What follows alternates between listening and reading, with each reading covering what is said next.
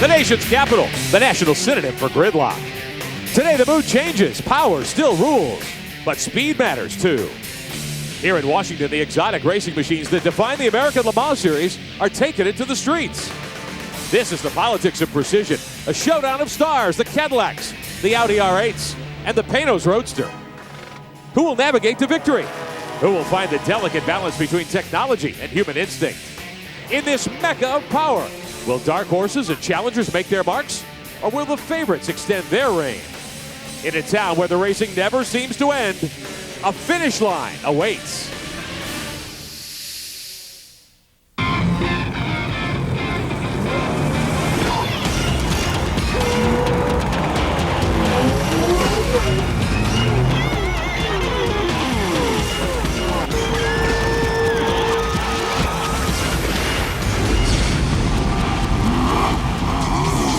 NBC Sports presents the American Le Mans Series. Today, the Cadillac Grand Prix of Washington, D.C. To unleash the 33 cars of the American Le Mans Series that'll do battle here today, we give you Congressman Billy Townsend of Louisiana. And lady, start your engines.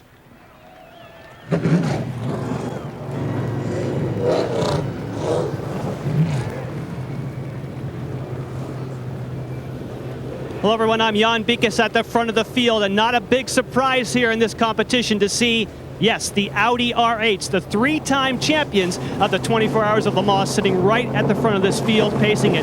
But what a great variety of challengers. Consider the Panos, the big thundering 6-liter V8 sits in front of the driver in roadster style. And of course, think about the Cadillac Grand Prix. The title sponsors, Cadillac, they've brought their factory team here. And oh my, what kind of pressure is on this team to try and deliver today with their company being the title sponsor. Our pulse hitter, Frank Biela, said this race at 2 hours and 45 minutes will be more physically demanding than the 24 Hours of Le Mans. It'll be tough. Let's go to Martin Haven with the story on the other classes. The GTS field has always been the domain of the American muscle car. Chevy's Corvette has won 11 of the last 12 races in the series, including the last 6 straight. But they've been joined this season by the best that European manufacturing can bring, the fabulous V12 550 Maranello Ferrari. So will it be technology or muscle that counts here in the nation's capital?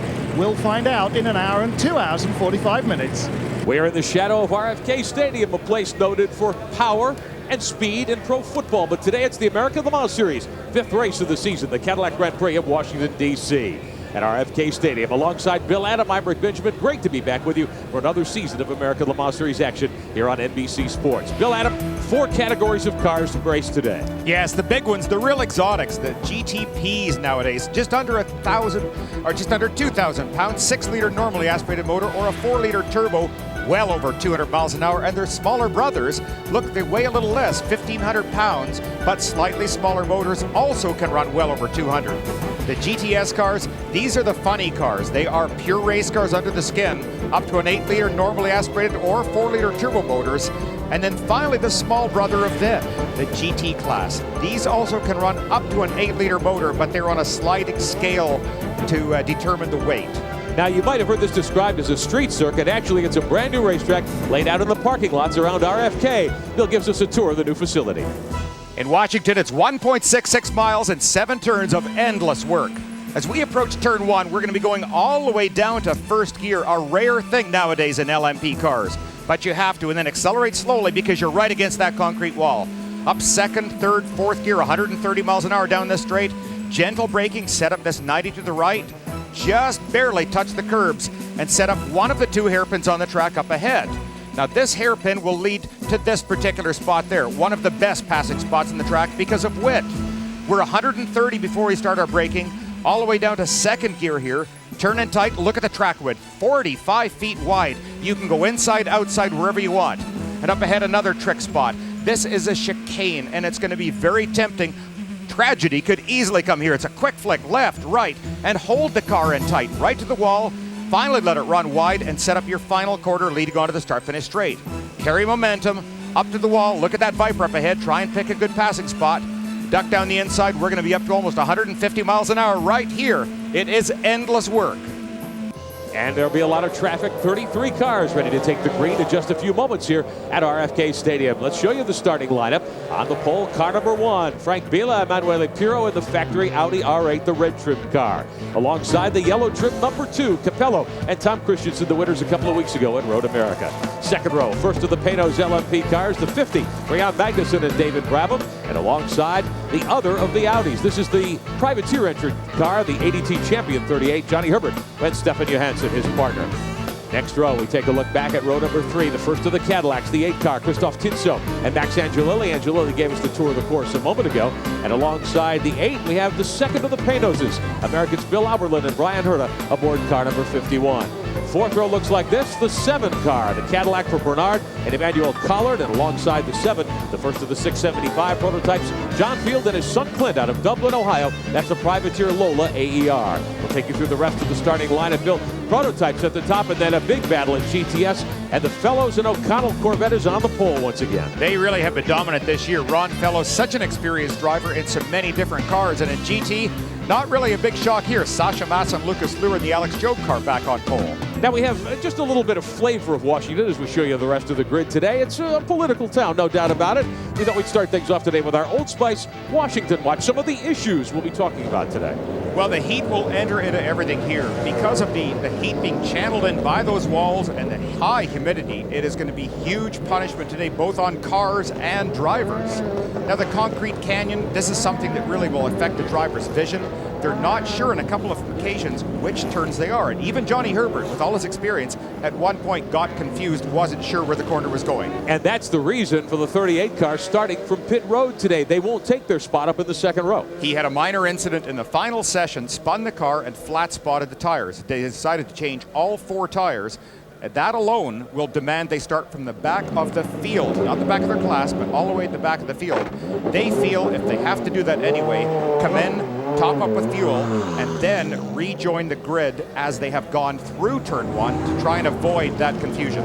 Show you our onboard looks. 5 different cars will carry cameras for us here today as we get ready to go green. We'll show them to you in just a moment. It's the Audis on the front row, the 1 of Biela and Pirro. That's the red trim car. And car number 2, a little bend to the left before they haul it off down into turn 1. And it's Capello and Christensen, your leaders in the first corner. Panos sneaking up the inside there, getting a really good jump off the start. Both Cadillacs too, cleanly through. This corner here, because it is a decreasing radius, entering into it can be so tricky. Very tight traffic. There's the 38 car getting ready to leave pit road. They have to wait until the front field exits. A lot of folks thought there'd be big carnage down in turn 1. First race ever here. Everyone gets through safely. Part of this has to go to the designers of this particular track. It is not only paved beautifully, but the design is so well. There he is. That's Stefan Johansson in the 38 car. He's just going to try and pick his way through as cleanly as possible.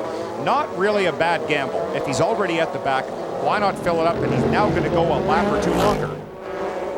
The Audi, car number 2, is your leader. The Panos with a good move into second spot. The second Audi, the 1 car, tucks into third. As they work the backside of the racetrack here at Washington, D.C. That's the 50 of Magnuson and Brabham. Jan Magnuson, former IndyCar and Formula 1 driver, at the wheel. A little bit of a surprise here, too, that a lot of us thought the Panos may be first and second on the grid. In fact, the whole team was quite surprised. This is such a good car for point and squirt. You go through the corner, get on the throttle, and the torque of that big 6-liter just pulls you off the corner. But a tribute to the Audi. These Audis work well on every circuit. Frank Biela starting car number 1. He is your leader as we put 1 lap on the board here at the nation's capital. Good turnout of fans for the first ever race here at this brand new circuit. You see one of the hairpins, and that's about a 40-mile-an-hour corner. All the way down to first gear, and again, that's such a rare thing, and it's such a strain on these gearboxes. You normally don't use first gear except for exiting pits, and that the mechanical strain as you multiply the torque through the box by using first, it's immense, and everybody worries about that. Brian Herta rides fourth in the other blue and red Panos car, just going by in the 900 prototypes. These are the teams that have been the winners so far. Capello, Pescatore, and Herbert in an Audi. The Panos won at Sonoma. Take a look at the point standings. All Audi drivers, 4 factory drivers, and Herbert very close together. Johnny Herbert sitting there, the number 3 position. 1 car with some problems on pit road. It's the 11 car. Jan Mikas. Martin Haven. Well, guys, they're looking down on the left-hand side of the motor, and that's the area of the turbocharger on this MG 4-cylinder unit. And it looks like they have just simply run out of power. What they're checking is the turbo blow-off area, which is used to get rid of excess boost. Now that's to stop the engine destroying itself. However, it looks like it's getting rid of all the boost, which means little or no power at all. Tough weekend for Steve Knight and Chad Block. They have had all sorts of problems. That's a very fast race car. It's been very frustrating all season long for the 675s. Because they're so new, they're bound to have a lot of failure, but it really is just tantalizing right now. They're showing so much potential, but breaking. Frank Biela is your leader in car number 1. Right behind him, Jan Magnussen in car number 50. Audi, Audi and Panos, the top 4. We're watching the Cadillac Grand Prix of Washington on NBC Sports.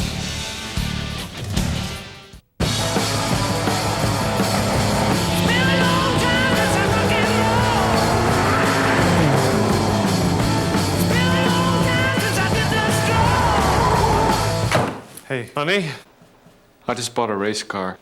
A race car? Cadillac Seville, Stabilitrack 2.0, and the powerful Northstar V8 standard. Yeah, honey. It's a race car. Cadillac. Breakthrough.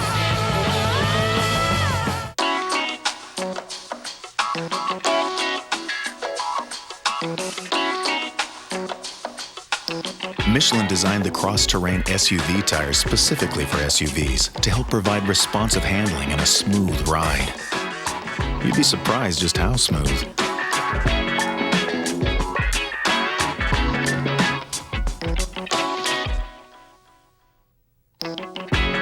Michelin, because so much is riding on your tires.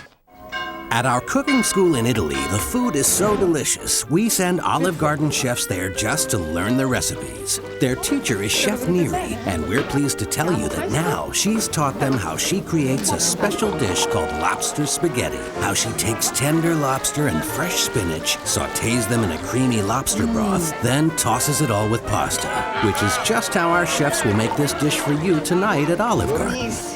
Olive Garden, when you're here, you're family. Our NBC Sports coverage of the American Le Mans Series Cadillac Grand Prix of Washington, D.C. is being brought to you today by Cadillac.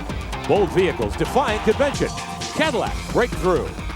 And by Michelin, because so much is riding on your tires.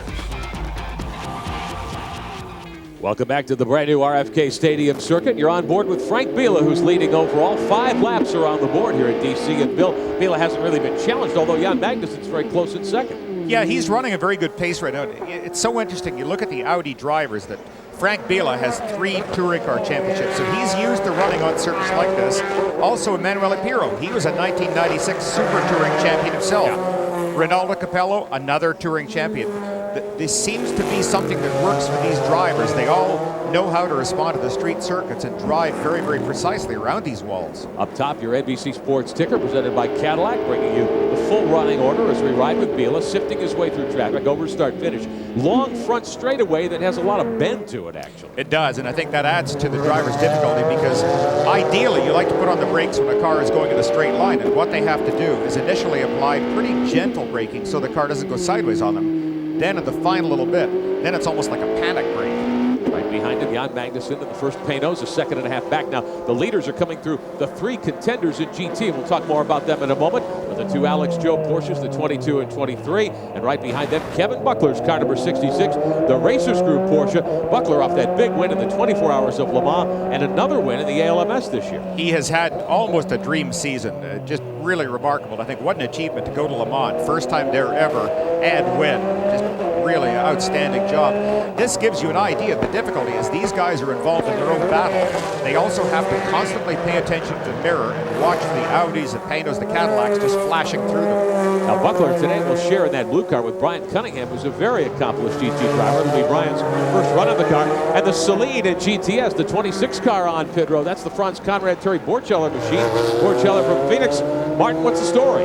Well, they're saying that the 26 car took the lead by passing before it crossed the start line. What Franz Conrad, the team boss of the 26 car, is saying is that one of the Corvettes eased out of the the throttle to make sure that the Celine went by him before the start line. He says it's slightly being double footing by the Corvette team, but whatever the case, the GTS leader has been done by a stop-and-go penalty, and he is now going to have to play catch-up once more. Morcheller back in 15th overall, now behind the two Corvettes of Fellows and Andy Pilgrim. And the Ferrari with Emmanuel Nespetti, the zero car. We'll show you the GTS standings. Here's your leaderboard. Morcheller now in 4th spot in that 26. Ron Fellows is so experienced in these cars. He is just the absolute perfect driver for it. It's got to be very rewarding for them. Now here we're back inside the Olive Garden car. This is the other GTS car. Completely different sound. There it is right there. What a great looking car. Olive Garden, Team Raffinelli. And a 12-cylinder Ferrari, much different from everything else. Boy, what a sound when it echoes off the walls. Now, something that we'll be able to do as the race goes on, we've actually got a temperature gauge inside this car, just to show you how hot it is. We don't have the bright sunshine we've had here on Friday and Saturday. It's pretty overcast as we start this one today. There we go. Now, look at that. Look, right there. 119 or is degrees. That is 119 degrees. Now think about that. You're out on the tennis court. You've got your ski suit on, long underwear, your ski suit, and you're trying to play tennis. Oh, not a chance. Well, that's basically what these fellows are doing. Nespetti takes the green Olive Garden Ferrari down into the corner. Right-hander here, running all alone. He is 13th overall, about 4 seconds behind Andy Pilgrim in the second of the factory Corvettes, the number 4 car. This car continues to get quicker every time we see it. A brand new car this season that's being developed by Mr. Raffinelli and his team. It's not being built by ProDrive out of England like the other car that we saw earlier this year. This is all, quote, home built, and it is getting really quick. On board again with Nespetti. Get a feel for how tight this track is too. I think, Bill, we were watching some of the onboard shots earlier. The drivers have to cross their arms to get in and out of these corners for the most part. They do, and that's, I guess, part of the luxury of having a track this wide is that they had initially talked about 45 feet width, and thank God they stayed with it. I mean, usually you hear track designers say, yes, we're going to do this and this and this, and at the last minute they back out for other reasons, but these people in Washington did keep it, and this might be one of the best street tracks in the world. Take a look now at the standings at GT as we watch the battle for the lead at GT, mostly among the Porsches. Up top, you saw it there in your NBC ticker. As we take you through the field, Timo Bernhard in car number 22. That's the car we're watching. Out in front of his teammate Sasha Maassen in the 23. And then Buckler, the blue car, the Racers Group Porsche, with that huge win at Le Mans. They had won the 24 Hours of Daytona earlier. And they've had an excellent season so far. On board with Buckler. Picked up some new backing this weekend from Mail to Web, among others. Actually, my favorite backing on Kevin's car is the Adobe Road wine. I think that's about the best wine I've ever had in my life. Kevin's own winery out of the Sonoma Valley of California. Battling from 3rd spot in GT down one of the short straightaways. In 675, the second of the prototype categories, this is the Banana Joe's Lola with the AER power out of England. John Field and his son Clint will wheel this machine today. Jeff Bucknam's car. Now, Bucknam has been in victory circle this year. Chad Block in the Nighthawk car, the 11 that had problems earlier. For the fields, I think, Bill, this is an important weekend for a lot of reasons. They've had mechanical difficulties almost everywhere they've been. Yeah, they have. This is part of the frustration again for this car and for the team. They know they've got something they can really work on for the future because it has shown blazing speed in a number of situations. The one that, again, to go back, that impressed me so much was Johnny Kane in the 675 at Sebring. Yeah. I couldn't believe how far he was up the grid, but the lightweight coupled with pretty good horsepower worked out really well. Now notice the front bodywork is black. That's because John Field stuffed this car into a tire barrier yesterday, and for a time they thought they might not be able to make the green flag today. But they borrowed some bodywork for the front of the car. They put it back together overnight. Field is leading the 675 prototypes, and he's running 8th overall. But Frank Vila is leading at the nation's capital. We'll be back.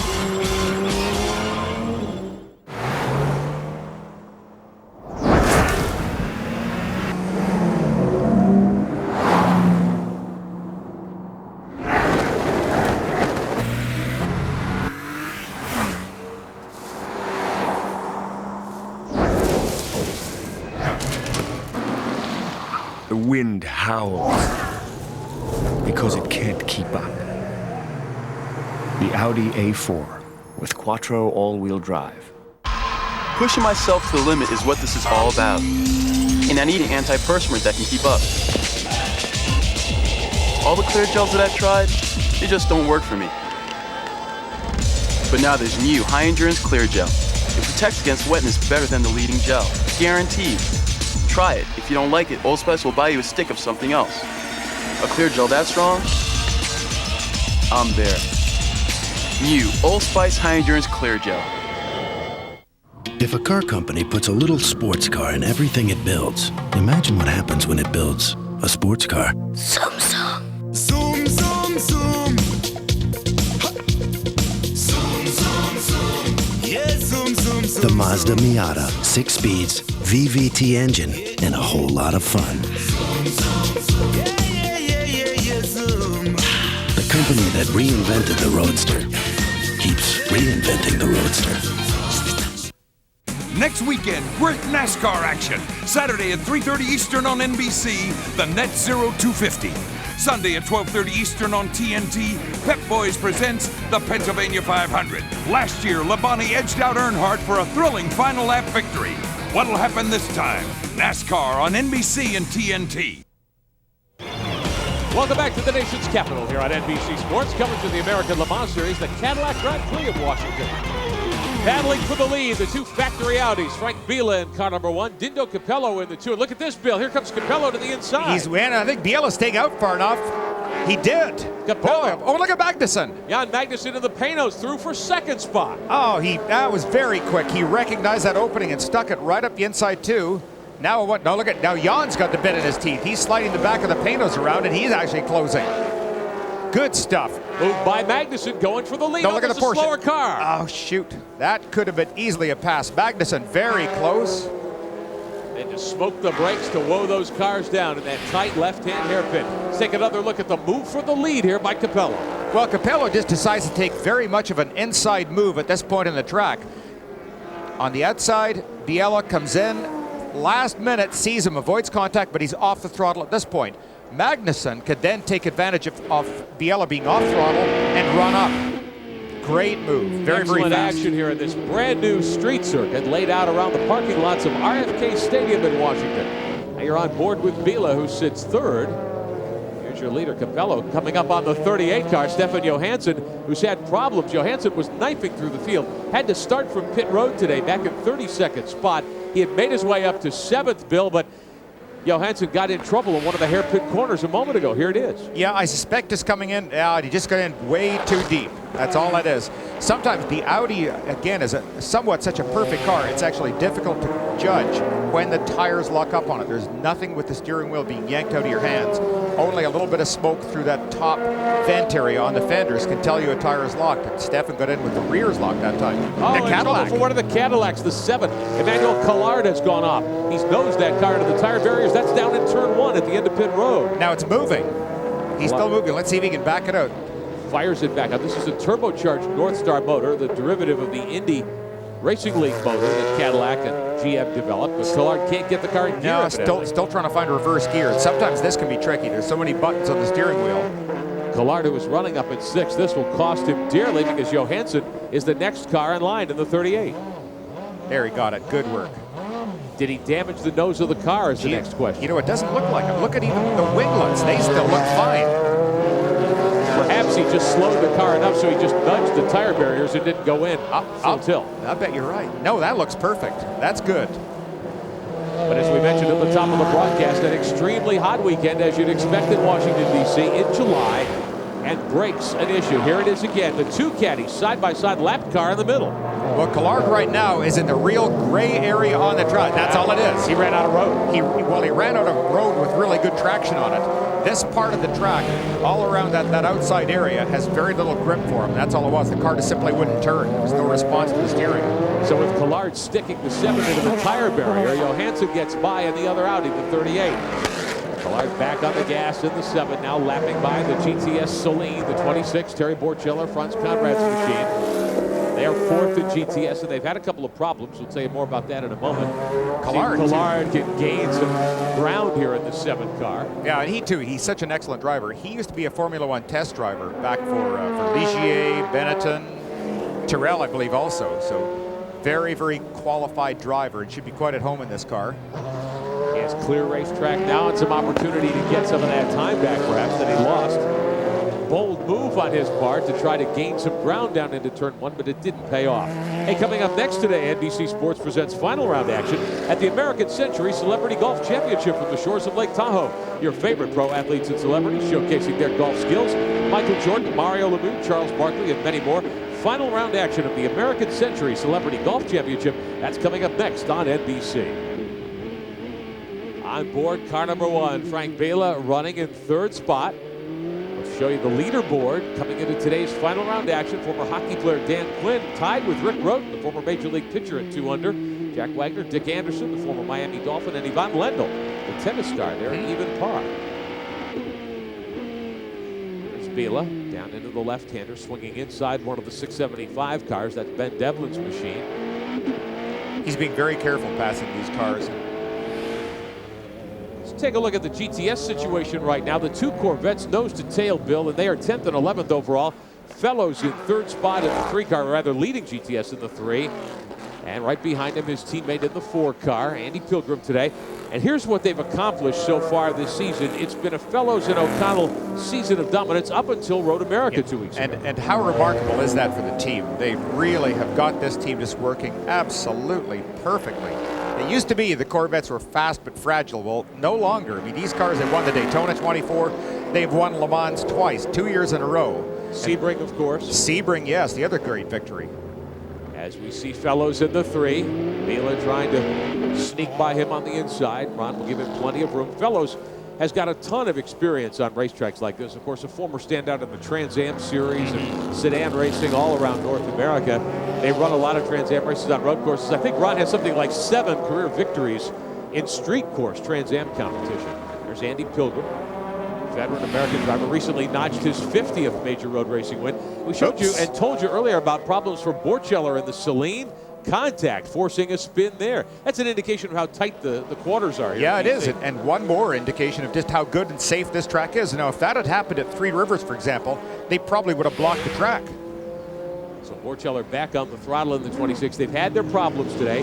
A couple of stop-and-go penalties for that team due to infractions, one at the start and one later in the race. And then that contact and spin. Doesn't look as though the bodywork is heavily damaged. I think it's okay. This car has so much promise and potential. And the contact between the 2 and the 38 of Johansson, the 2-car leader, Capello, in trouble. Oh boy, this is bad blood now. Oh, and he rubs up against Bela, his team car. There's a slower GT Porsche, the Yes Network car in the way. Oh, man. Capello back on the throttle, may be able to maintain the lead there. Where's Magnussen in the 50? We don't see him in the picture yet. So obviously the leaders were lapping by Johansson or close to him on the racetrack, and they got together. Capello able to get refired, but I'm not sure. I wonder if Magnussen got by them. Let's have another look. This was down into turn 1 at the end of the front straightaway. 3 wide, and there's just not enough room. No, there isn't. And here we go again. Looked like a piece of trim got knocked off the 38 car there. Definitely the Yost car's fault. You can see the back of the car actually breaking loose. Here it is again from up high. Now see the back of the car right there. You could see it actually breaking loose and starting to wiggle. He had no business trying to get inside at that point. He was not fully alongside. Shouldn't have tried that move. And Magnussen, I believe, got through to take the lead. Yes, he did. So here is the yellow trim car number 1. Bela back on the throttle. That was a most ill-advised move. That's what we expected to see, though, here in Washington. Frankly, a tight 1.66-mile racetrack, 7 turns, more than 30 cars starting. We were in Mid-Ohio a couple of weeks ago where there were 34, 35 cars on a 2.2-mile racetrack. And traffic was an issue all day as we watch your new leader, Jan Magnussen, thread his way through those GT Porsches. Incredible. He is just getting through there, just going back and forth across the track. You have to be so cautious at a time like this. I mean, Jan is looking left, right. He's watching behind in case somebody's coming up to try and pass him. Everyone thinks of the Audi R8s as dominant, and they certainly have been, but they have been prone, the drivers have, to making mistakes, especially on these tight racetracks. Yes, they have. I mean, this is continuing, and it's something that we heard back at Road America when the 2 cars had a great battle. We heard that Reinhold Yost wasn't there. Maybe that's it. Right now, the Audi error has caused Jan Magnussen, giving him the opportunity to come to the lead. Magnussen, though, bursts onto pit road. He's looking down as though he may have a problem. No, I suspect he's going to take his belts off. I bet you he's going to go for a driver change right now because of the heat.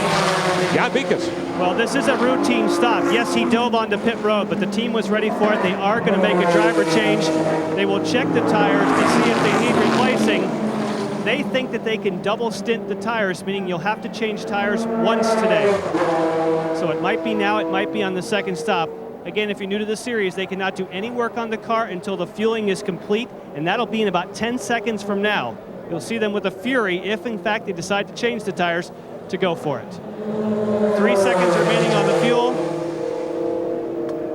And yes, they're going to go for another set of tires. Again, this should take them to the end of the race. Tire wear is an issue, and with track position, why not put the new tires on now as long as you're making a driver change, and then you'll be able to leave these on your final stop. So David Brabham saddles up in the 50 car, still on the air jack, still in the first third of the action here. And more problems for the Nighthawk Lola and the 675 prototypes. The car that was expected to be a contender at 675. Chad Block has spun that car getting into the tires, and a full course caution is being waved to the field. So the Audis, Frank Vila is back in the lead now in car number 1 after the pit stop by Magnussen. We'll be back.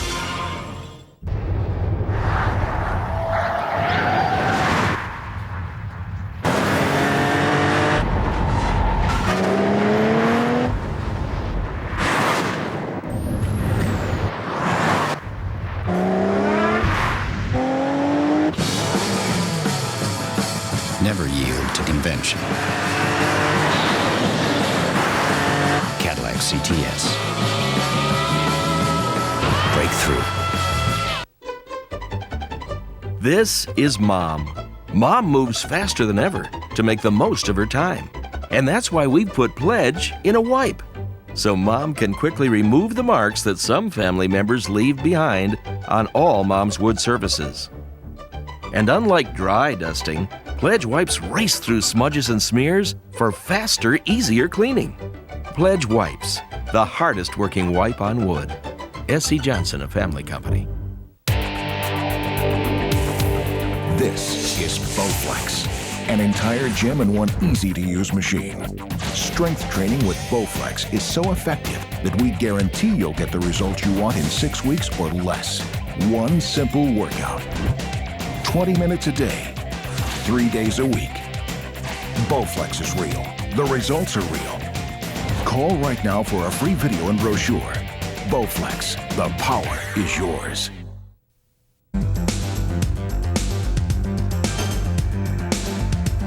The American Century Celebrity Golf Championship, coming up next on NBC. You know, from sea to shining sea, the Goodyear blimps have been floating over America since 1925. And today, the Spirit of Goodyear, which is based near Akron, Ohio, is overhead here, providing us with aerial views of the Cadillac Grand Prix of Washington, D.C. And we're glad that the Goodyear blimp is here. Hello again, everyone. I'm Rick Benjamin. Bill Adam alongside. Glad to be with you from this inaugural event. Bill, we've seen a lot of action here in the first third of the race. It's been really remarkable. I think the people here have done just a first-class job from start to finish. The track design is beautiful, and the racing so far has been everything that everybody hoped. Now we're under caution here for the second time today because Chad Block in the Nighthawk 675 car has spun, gotten into the tire barriers. First opportunity for a lot of these teams to come to pit road, change tires, fuel, and make a driver swap as well. So the field pretty much holding steady right now. A lot of interesting technology in the American Le Mans Series. My partner, Mr. Adam, went out earlier in the weekend to take a look at the North Star motor, the evolution of that North Star racing engine from the Indy Racing League to the American Le Mans Series, now in phase 2, and here's what he found.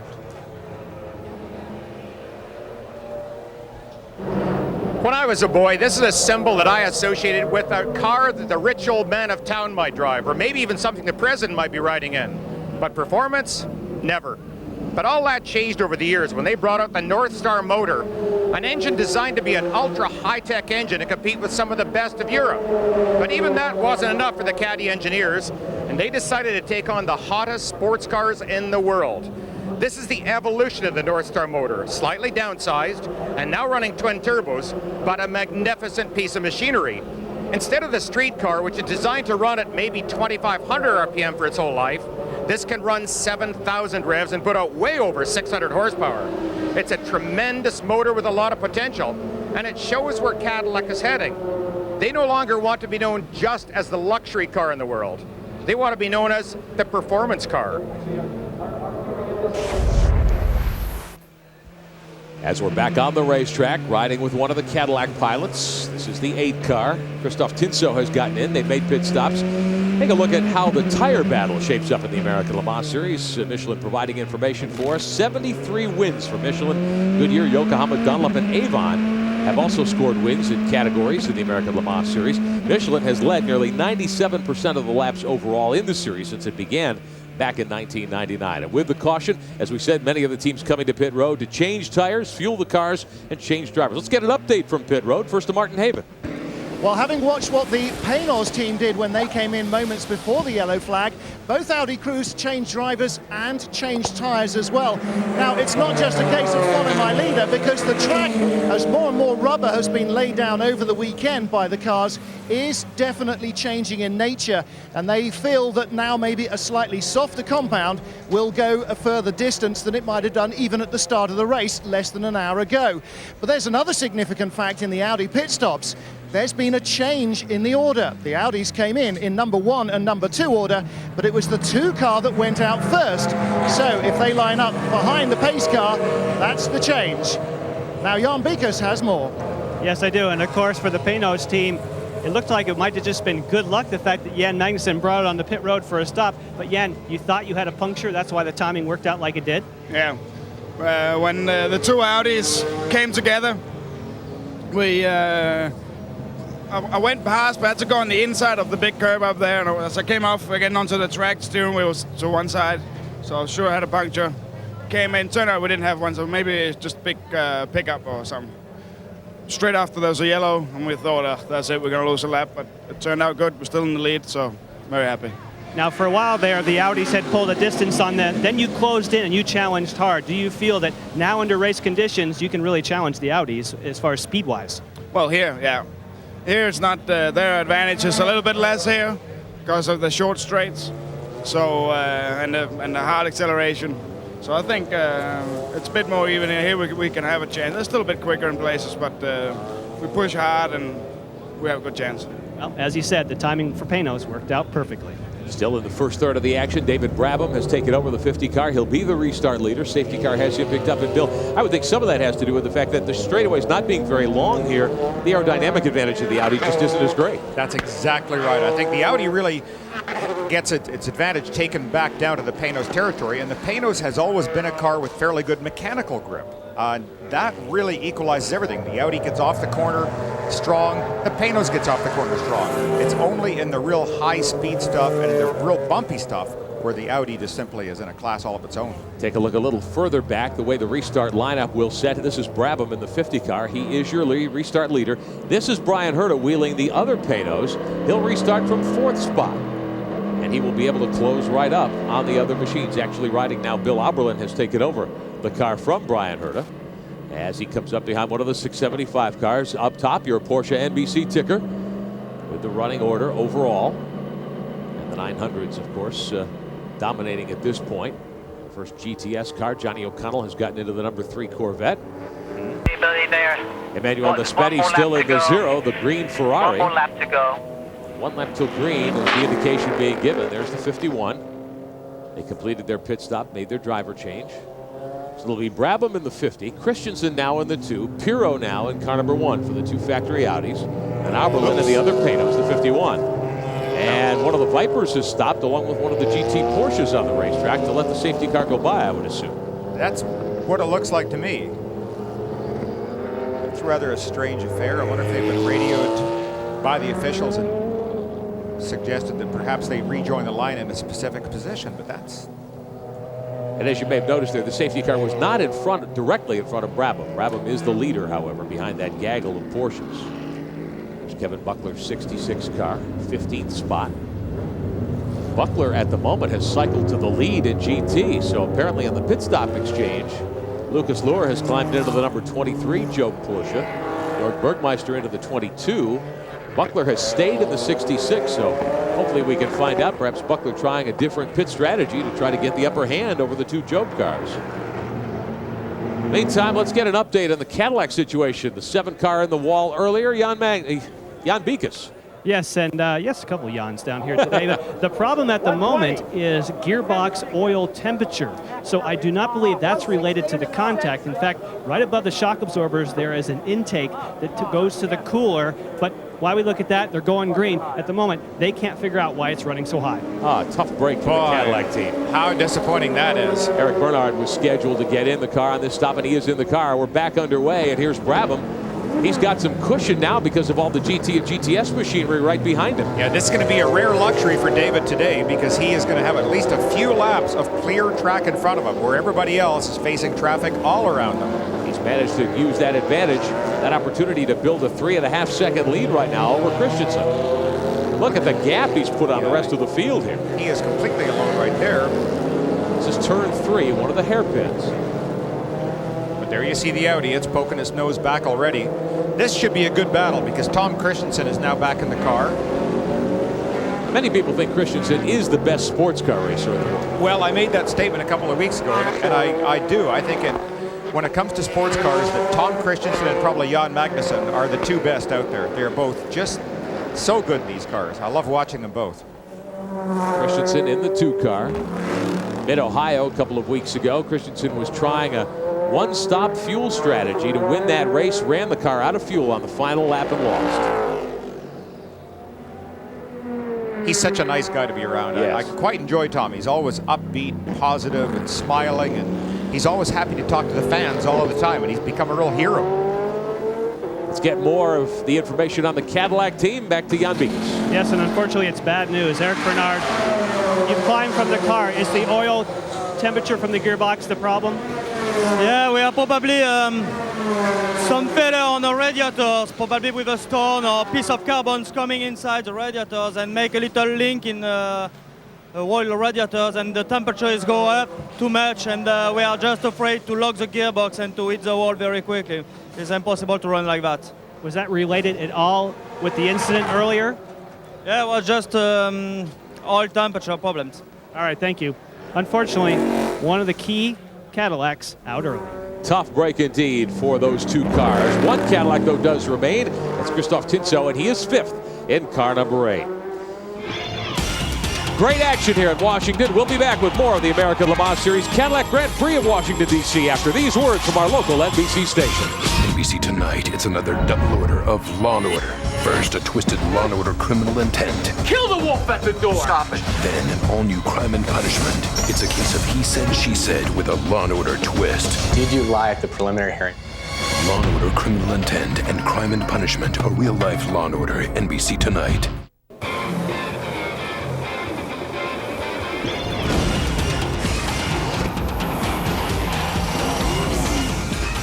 NBC Sports coverage of the American Le Mans Series today, the Cadillac Grand Prix of Washington, D.C. Welcome back, everyone.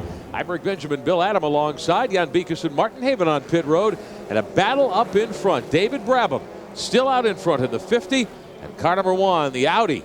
Emanuele Pirro right behind him in second spot. What happened to Tom Christensen, Bill Adam? Well, we saw a few laps ago the number 2 car did come into contact with the ADT champion car down at turn 1, causing the champion car to spin.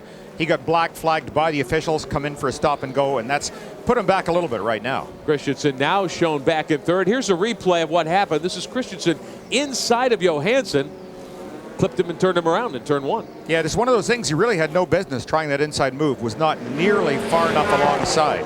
Realized he was too far inside, tried to go up over the curb and didn't have enough. Yeah, he did. Meantime, the battle for the lead rages on. Pirro in the 2 car. Right up behind Brabham and his teammate. Brabham's teammate Auerland with Brabham's in the 51. Jan Bikus. Yes, and when it went by pit road last time around, that 6-liter V8 that we were talking about sounded horrible. They'll go ahead and fuel the car. And then what they're going to do is try and go and find where this misfire may have come from. Okay. They're thinking about a battery connection, possibly. No steering wheel, just in case.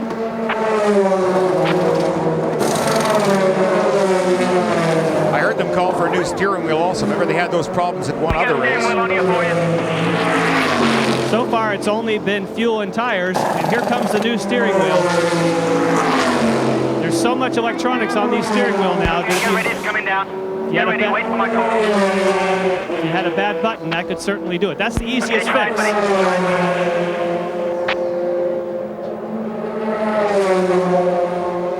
But it's not going on the spline. There you go.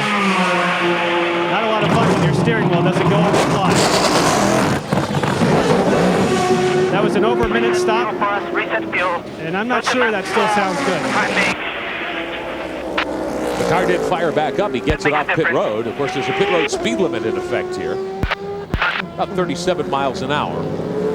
So Alberlin not yet on the gas very hard. We'll see what happens when he brings the car off pit road and out of the short straightaway leading to turn 2.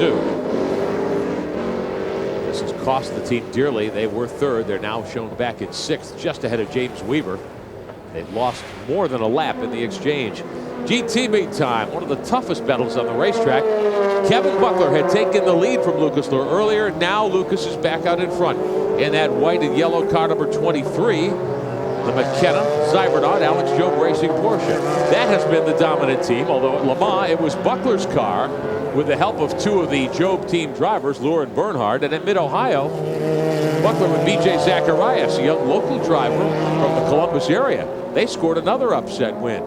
The points chase in GT, Maassen and Luhr from the Job team, Bergmeister and Bernhard, also Alex Job drivers, and then Buckler. And these guys, they are all so fit. All of the German drivers that are in the Alex Job car, they are just remarkable. They're young, fit, they're very bright, they're personable. It's almost like the driver of the future. Yeah.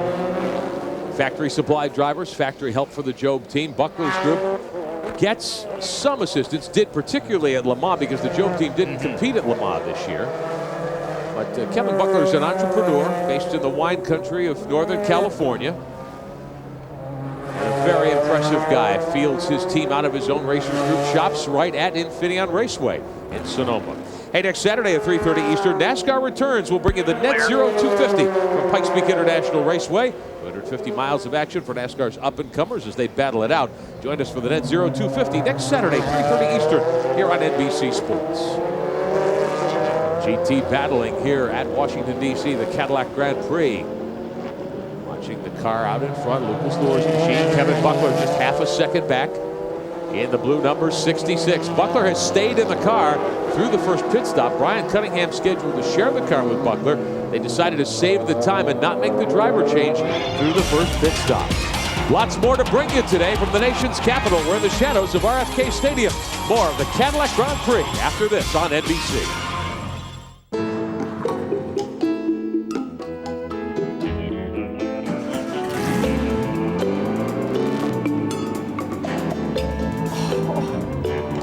For a limited time, see your dealer for Boxster leases for $4.99 per month. Holy schmoly. Boxster. The time couldn't be more right. So, Marge, you got a Serta mattress too? Yeah, it's so comfortable. I don't need you anymore. Oh, Serta makes me so mad. I'd like to rip that mattress apart. Me too, one. Hey, tell me that wasn't the do not remove under penalty of law label. So what are you in for? Well, we got caught Tearing a man to pieces. You'll feel the difference the moment you lie down. Serta, we make the world's best mattress. Pushing myself to the limit is what this is all about. And I need an antiperspirant that can keep up. All the clear gels that I've tried, they just don't work for me. But now there's new high-endurance clear gel. It protects against wetness better than the leading gel. Guaranteed. Try it. If you don't like it, Old Spice will buy you a stick of something else. A clear gel that strong? I'm there. New Old Spice High Endurance Clear Gel.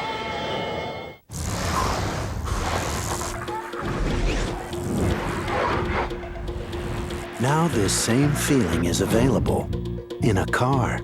Zoom, zoom, zoom. The Mazda Protege 5. Yeah, zoom, zoom, zoom, zoom. Zoom, zoom, zoom. Same feeling. Zoom, zoom. New form. Hey, mom. NBC Tuesday, an all-new hour of Spy TV. A pizza delivery guy sets off killer lasers. Spy TV, NBC Tuesday, 8, 7 Central. Welcome back to RFK Stadium. Coverage of the American Le Mans Series here on NBC Sports. The Cadillac Grand Prix of Washington, D.C. And the Goodyear Blimp with us this weekend. They pioneered airborne cameras in 1962 for television. Since 1925, the Blimp a familiar sight over major events. Today's aerial views courtesy of the Goodyear Tire and Rubber Company and its fleet of airships on the wings of Goodyear, providing a view of America. The pilot today, Captain Jim Maloney, is with us. Glad to have the Goodyear Blimp here. You know, this is a full weekend of fun for this inaugural Cadillac Grand Prix. The race today, just the culmination of a whole week's worth of events here in D.C. The big week got underway with the kickoff of a major fundraising project, jointly sponsored by Alex Joe Bracing and the Cybernaut Corporation. Then on Thursday night, a gala charity ball, which saw drivers and celebrities coming together to benefit the Kennedy Krieger Institute, the event held at the Hyatt Regency. Late yesterday, some of those same dignitaries donned fire suits and helmets and competed in the first celebrity race. Some fared better than others. And last night, the general public was invited in to mix and mingle with drivers at the Cars and Stars party, all leading up to today's Cadillac Grand Prix. It has been a fun week in the nation's capital, and we're glad to be bringing you coverage of the 5th event of the 2002 American Le Mans Series season. Under caution for an incident involving a couple of GT category Porsches, Bill, as they came out of one of the left-hand corners. There was a pretty hard tangle and some contact. 3 cars just didn't fit into the space. Yeah, just a slight little bit of contact and you see what happens. I mean, it really has been a remarkably safe race so far, but unfortunately the contact did put fluid on the track. That's the reason for the double yellow, and they'll clear that up. The 89 car had a Merzon, Bob Julian, and one of the Porsche house machines, and the 70 car involved there, Selby Wellman, Paul Mears, Sylvain Tremblay, and the Red Hat Porsche. And the Red Hat Porsche sustaining some severe damage. The Porsche house 89 with some body damage on the left rear corner as well. And that car should be able to continue. We shall see. Under the caution, the Panos continues to lead. David Brabham took the handoff from Jan Magnussen on pit road, and he's been strong. He's been able to hold Emanuele Pirro back. Certainly hasn't been a simple matter because Pirro has been very quick, as has Tom Christensen in the 2 car. But Christensen's had his problems. Here's just a sampling of what this battle was like. This gave the lead over to Pirro. He was able to make an inside move on Brabham going into the left-hander, but 2 turns later, heavy traffic got in play. And you see Pirro has to back off. Brabham, on the other hand, he returns the favor. He goes up the inside. A lot of respect, a lot of room shown by both drivers. And that's where we are right now. David Brabham is your leader once again in car number 50. So the Panos, the All-American Panos with that front-engine Ford-based power plant, basically a Winston Cup V8. That's a 6-liter motor. Very strong, very quick, and this is, as we've mentioned, the racetrack that may play exactly into the design of that car. It might work out perfect. Pit strategy, though, may come into play as well as we approach the final 50 minutes of racing here today. The Panoses and the Audis expected to head to pit road shortly. And let's get an update on that pit strategy to Mark Haven. Well, both the Audis are expected to pit. Most of the field is coming into pit. But because we saw earlier in the race they made a driver and a tyre change on both the Audis and the Panos, they are going to keep the car as it is. Same driver, same tyres. They're topping it up with fuel, topping the driver up with fluids as well. The indication given to go to Christensen in the deuce. Panos is on pit road. But the interesting thing, it's not the Panos we expected. We expected to see the 50. Have they stayed on course? So this would be Oberlin's 51 rather than the 50 car, stopping for tires and fuel. We see the champion Audi going out. They've completed their work. Well, and maybe a little bit of strategy in the Panos crew part. Try and give Brabham a clear pit lane when he comes in. Reset fuel, good job. Reset fuel. And the Panos team manager talked to Bill Oberlin as he accelerates off pit road. New steering wheel in place, and that's apparently solved the misfire that they had earlier. Pit lane speed limiter was apparently the problem. One of those things that you push the button and you hold it, and the electronics hold the car at that certain speed. It must have got stuck. Great view here from Oberlin's helmet cam. You can see him reach up and drop the visor as he gets ready to get back up to speed. I'll bet you that sounds just like Bill's boat. He was telling me last week he's got this 27-foot Carrera boat that has a 1,300 horsepower motor in it. That'll get your attention. For fishing. David Brabham shaking his head, slapping the cowl of that 50 car. Not happy at all at the call for the pit stop. Brabham now on pit road. Jan Bikas. Yes, and I think, Bill, you had the strategy right on. Because not only do we have the lead paint but we also have the Audi. That was a pretty interesting strategy. Normally you want to pit the first time the pits are open, but they have decided to pit later, and as you can see, make a driver change. The Audi's already gone, so they are definitely going to lose the lead here, but they've decided to go ahead and put Jan Magnussen back in this car. They're not even done fueling it, and the Audi has already left pit road, so they're going to lose a ton of time, and they look like they might even go and change tires. Yeah, they're going to go for tires. Why they do that? Let's go to Martin. Well, guys, it's interesting that not only did Brabham go by after most of the field had pitted, but so too did the car that was bottled up behind him, the #1 Audi. Now, they have spent most of this race trying to get back past into the lead of the Paynos.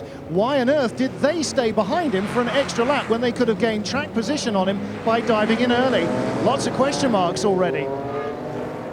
Well, they should be set to go to the checkered flag. What do you think, Bill? Yeah, I think everybody can now go to the finish, but I agree with Martin. I don't understand why they wouldn't have died in to try and take advantage of the Paynos staying on the track. I think that's maybe another failure by Yost. Well, Tom Christensen in car number 2 being shown as your leader as we prepare for a restart in the nation's capital. We'll be back.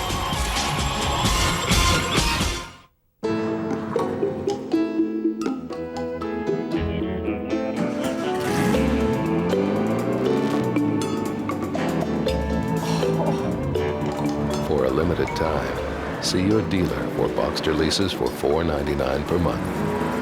Holy schmoly. Boxster. The time couldn't be more right.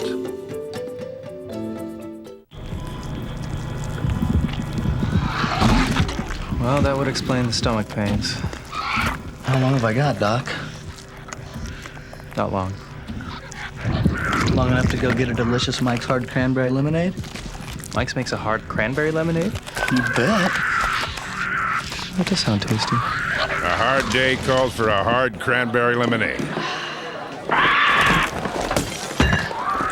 Make it Mike's. Lemon cream beverage. The promotion. A new title. A bigger paycheck. Better days ahead. Your hard work paid off. And so did that extra confidence from getting rid of your gray hair with Just for Men hair color. Its vitamin formula rejuvenates your hair and energizes you with a natural look in 5 easy minutes. When you feel confident, it shows. Just for Men, the Rejuvenator.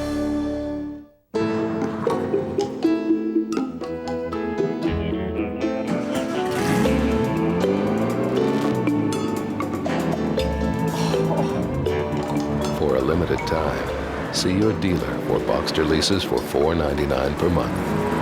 Holy schmoly. Boxster. The time couldn't be more right.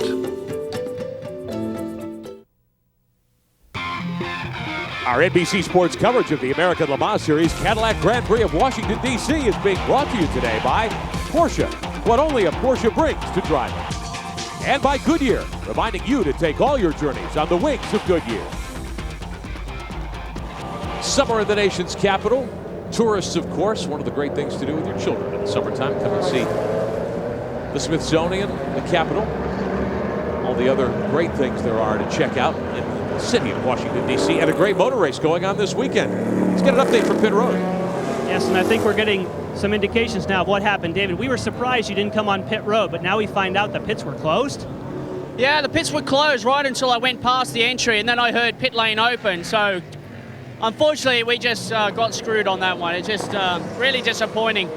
But the car was running really well. I was able to keep the lead. It was good dicing with the Audis. Michelin tires were just fantastic out there, really consistent. And, you know, there's a long way to go. Jan's in the car, he's fresh, we've got a new set of tires, and, you know, we're going to go for the win. I saw you go to the IMSA officials. What was their response? Well, they know about it, but I don't know what they're going to do about it. They probably can't do anything about it. It's obviously a mistake of some sort, but, you know, I can't change the fact that, you know, that situation at the moment, so I just have to live with it. Thank you, David. Okay. As we watch the field regroup, that's just one of those things that doesn't fall your way occasionally, but Magnuson will restart third. One of the teams here today took advantage of their time in Washington to help kick off a major fundraising drive. The Yes I Can with Technology Fund Drive got underway Wednesday on Capitol Hill. Zybernaut is a sponsor on the Alex Job Racing Porsches. They've come up with technology to help the Council for Exceptional Children achieve their goal of getting wearable computers into the hands of learning and speech disabled kids nationwide. Members of Congress and Alex Job gave the project a jump start. We kind of decided that the Grand Prix, the Cadillac Grand Prix here in D.C. was a great venue for us to kind of bring the two worlds together. And Alex and the team and Holly stepped up and generously, graciously offered to put the number on the car. It's 877 Yes I Can. And what we're doing tonight is kicking off a donation drive. And we're really hoping to really generate awareness initially, but then we hope that, you know, folks will be very generous and help the CEC get off the ground. Ready to go green here in the nation's capital. Car number 2, your restart leader, Christensen, with traffic to work through on the front stretch. 3 wide as they come across start-finish. Always a time to worry for the drivers. You're always concerned that somebody you're coming up to pass may be so concentrating on their own battle that they don't see you. 45 minutes remaining in this timed event in the nation's capital. There's Christensen in the 2 car. Oh, a little burst of smoke out the back also. Hammering the brakes to get the car woke down, swinging inside one of the Banana Joe's prototypes. See just in the background there too, that is Johnny Herbert also trying to get by the Banana Joe car, the 38 ADT champion. If you weren't with us earlier, Herbert and his partner Stefan Johansson in that 38 have had a trouble-filled weekend, but they've come from the back of the grid to 4th. Johansson was spun earlier. Christensen had to come to pit road for a stop-and-go penalty for the contact that caused that 38 car to go around.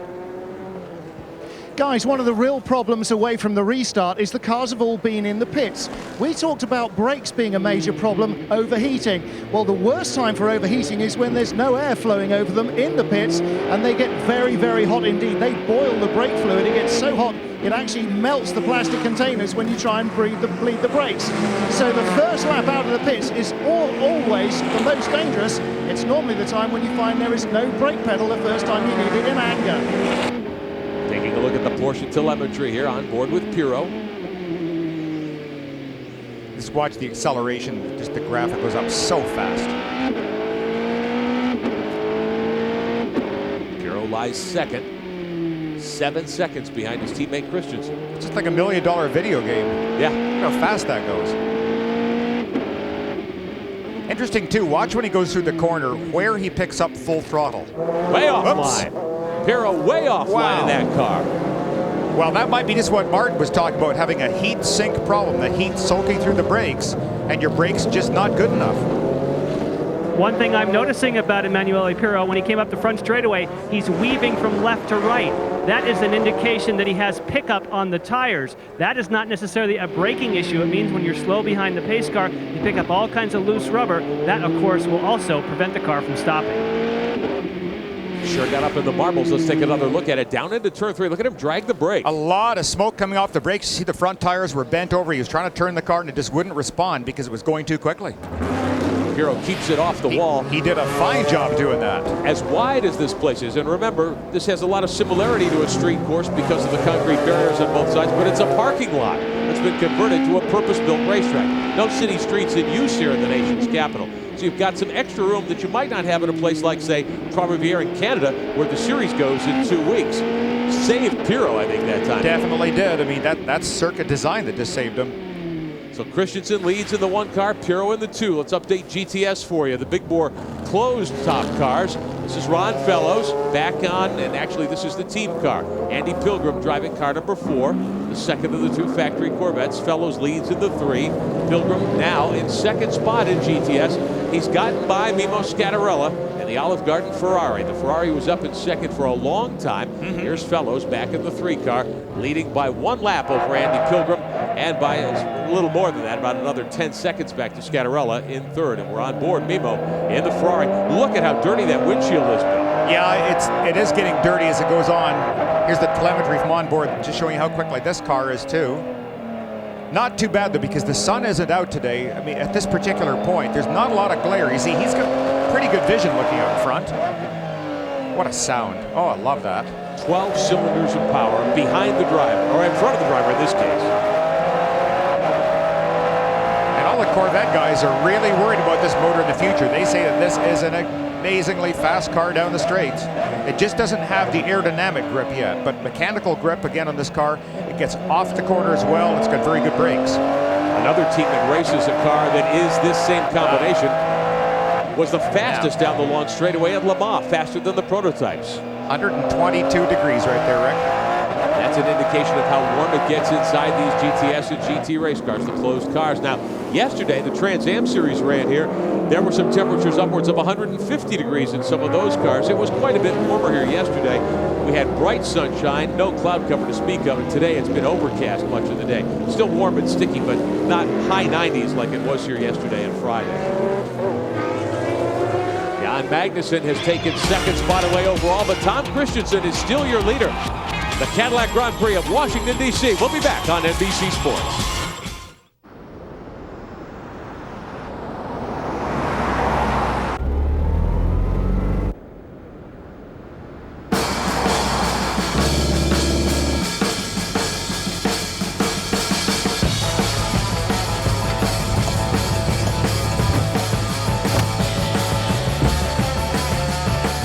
First reconfigurable luxury SUT.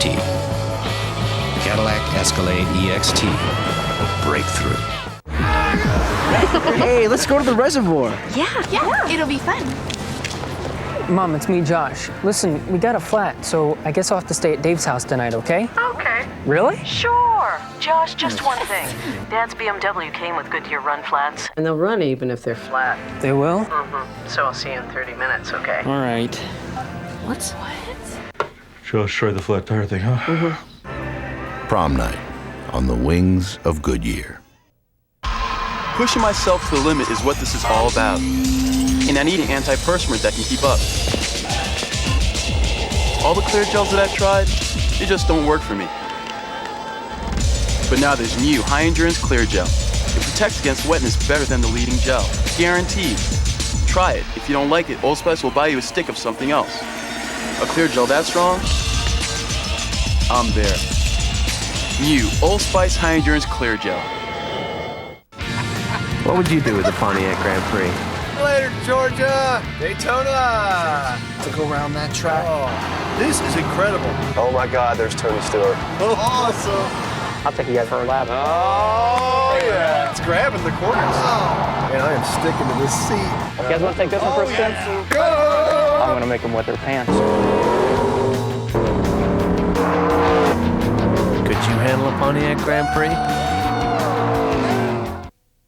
Win with your favorite NASCAR driver. Play when your car wins, you win. Only at Pep Boys. Go to Pep Boys to grab your game piece and scratch off to reveal your car. Then tune into NASCAR on TNT and NBC from July 28th to September 7th. Enter today at Pep Boys. We're car people. Mark your calendar for Sunday, August 18th. The American Le Mans Series returns to NBC. We'll be up in Canada to cover the Grand Prix at Mosport. It's Sunday the 18th. It'll be the 7th round of the 2002 American Le Mans Series season. Very fast, very narrow, very challenging racetrack. Hope you can join us Sunday, August 18th, right here on NBC Sports. With Bill Adam, I'm Rick Benjamin. Take a look at the remaining schedule to wrap up the 2002 season. We're just at the halfway point. Huge crowd on hand here in the nation's capital to check out this inaugural Cadillac Grand Prix. We go to Trois-Rivières, Quebec in 2 weeks. Then Mosport on NBC 2 weeks following. In September, Laguna Seca, one of our favorite places to visit for the Monterey Sports Car Championships on the 22nd. You'll see that one here on NBC Sports.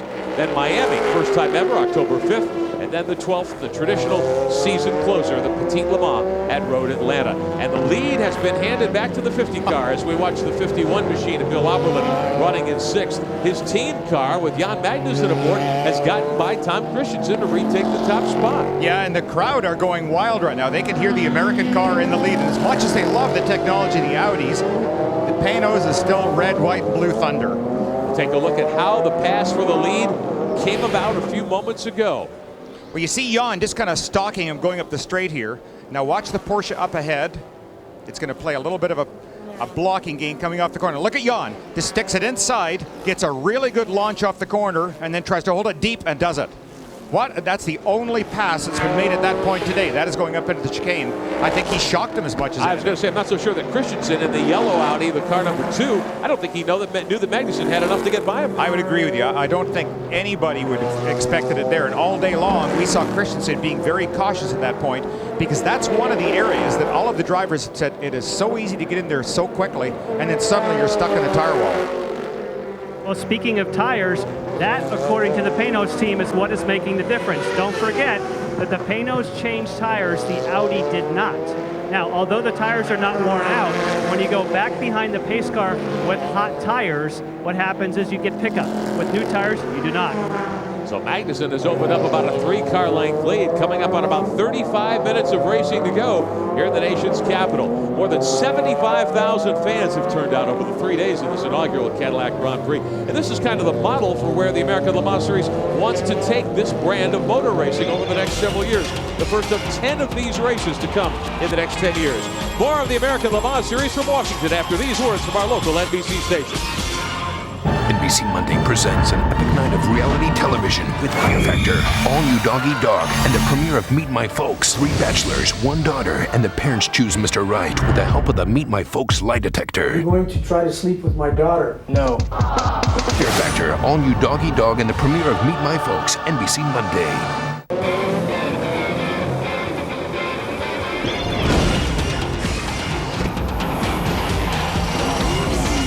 Welcome back to Washington, D.C. Coverage of the Cadillac Grand Prix of Washington on NBC Sports with Bill Adam. I'm Rick Benjamin. Jan Beekes and Martin Haven patrolling pit road. First of 3 American Le Mans Series telecasts to come your way here on NBC this summer. Watching Bill Alberlin in car number 51. He runs 6th overall. The GTS Vipers behind him. And your overall leader, Jan Magnussen, has gotten back into the 50. We heard from David Brabham earlier, Bill. Thought that perhaps the decision to close, then open pit road had really cost the 50 car tremendously, may have cost him a chance to win. Magnussen's done a great job behind the wheel. He's terrific. I just love to watch this fella drive. He is just so aggressive and yet so smooth. He seems to put the car in decisively and yet doesn't really endanger the car at all. Tom Christensen right behind him in the Audi number 2. Emanuele Pirro in the other Audi, the 1 car, 5 seconds back. Check in on GT, which is pretty much a Porsche-dominated fight. This is Lucas Luhr out in front. Car number 23, one of the Alex Job Cybernaut McKenna Porsches. And Lucas had a great battle going with Kevin Buckler's 66 car. Brian Cunningham wheeling the 66 right behind him, about 2 seconds back. But right now, Lucas Luhr, Sasha Maassen taking care of business in the 23. They have gotten the lead back. Yeah, I believe that is... If you get a chance, change your driver ID. Change the driver ID. It is Sasha currently in the car. He got in on the last pit stop. That was good of them to let us know that. Each driver has a transponder built into their helmet wiring, and when they jump in the car, they have to plug that in, and that indicates to the computerized scoring system who is actually driving the car. That's how we get our information. That's exactly, because they do get awarded bonus points for who drives the most and so on. Oh, 1 car off going into the corner there in one of the runoff areas. It's the 07 Porsche in GT. Sonano Friedman and Arkin.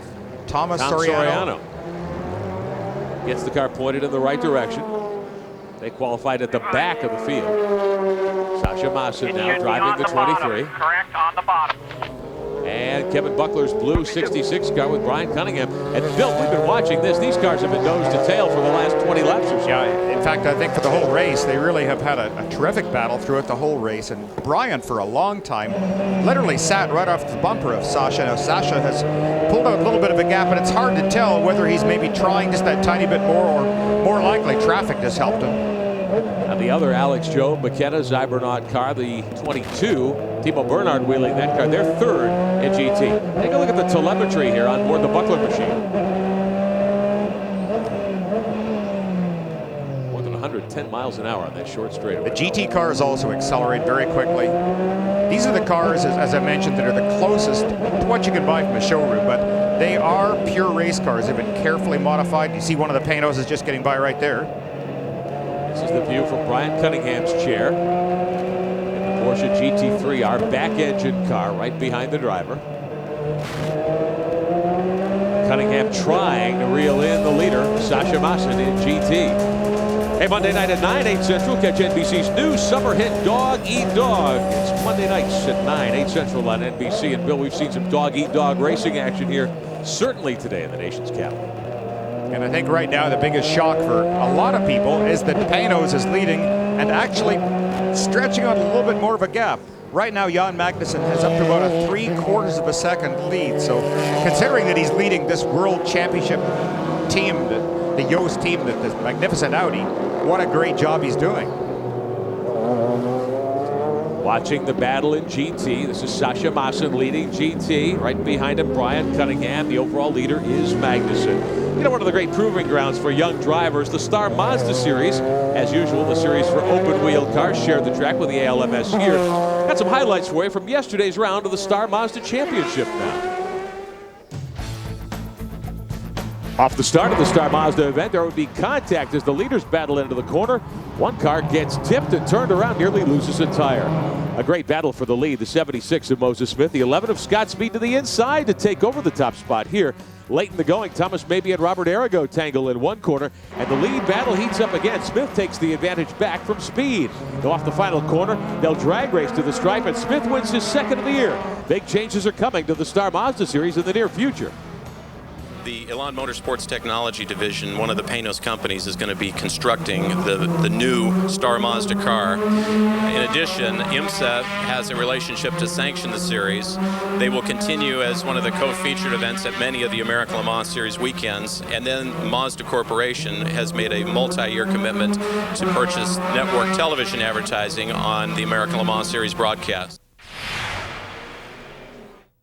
If a car company puts a little sports car in everything it builds, imagine what happens when it builds a sports car. Zoom, zoom. Zoom, zoom, zoom.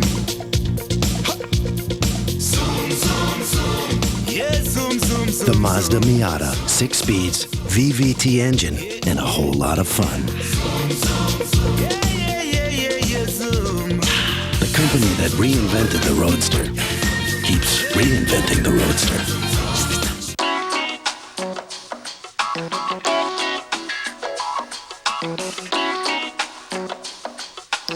Michelin designed the cross-terrain SUV tires specifically for SUVs to help provide responsive handling and a smooth ride.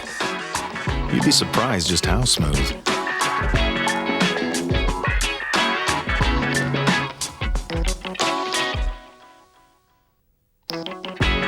Michelin, because so much is riding on your tires.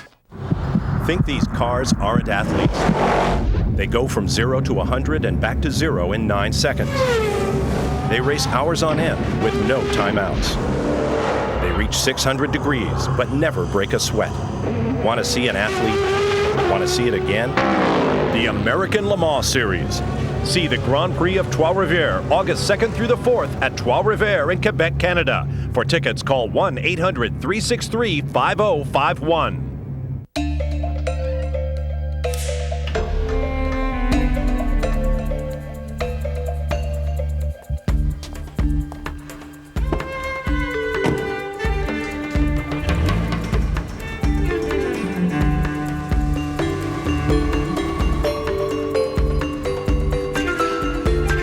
All great works of art belong in a museum. The award-winning Audi TT. NASCAR's up-and-comers head for the mountains for the Net Zero 250 as the Type Push Series points battle rages on. Next Saturday, 3:30 Eastern, NBC.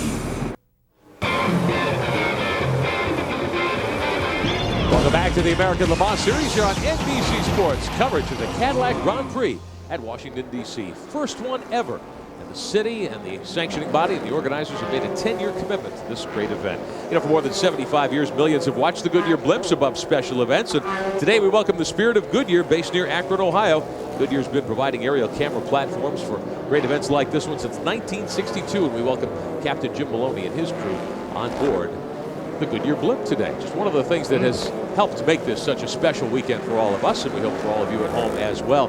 We've had great battling at the front of the pack between Panos and between Audi, and Bill, the battle is joined again. Magnussen in the red, white, and blue Panos leading, and right behind him Christensen in that silver and yellow Audi. Yeah, Tom's not quite ready to concede this win yet. We saw Jan starting to stretch out a little bit of a lead, but now Tom has closed it up again. Now, Christensen's had problems, had a stop-and-go penalty that he had to fight through earlier. The Panos got trapped out on the racetrack when pit road was closed and then open. just as David Brabham went by, so their stop was delayed the last time around. Emanuele Pirro, they've had contact back and forth. Pirro manages to run third, but he's 3.5 seconds back of this battle right now for the top spot. As we get very close, about 25 minutes of racing is all that's left. And the lap times, Christensen very quick, down in the low 105s right now. Yeah, Magnussen is running 105.3, Christensen a 105 even, and even Pirro is a 105.1, so they're all very hot. Last 3 laps, you see the splits between the top 2 cars, and some of that has to do with traffic. Magnussen can get held up first, or Christensen can get held up by a slower car who's on line as they go through a corner. Exactly. I think that was the reason for a couple of passes we saw earlier, that if you're unlucky enough to choose the wrong side at the wrong time, all of a sudden you lose position. You can see Christensen moving his head back and forth in the cockpit of the Audi R8, checking the mirrors. He sees there's no one behind him, so this may be a time when he elects to try to make a move on Magnussen.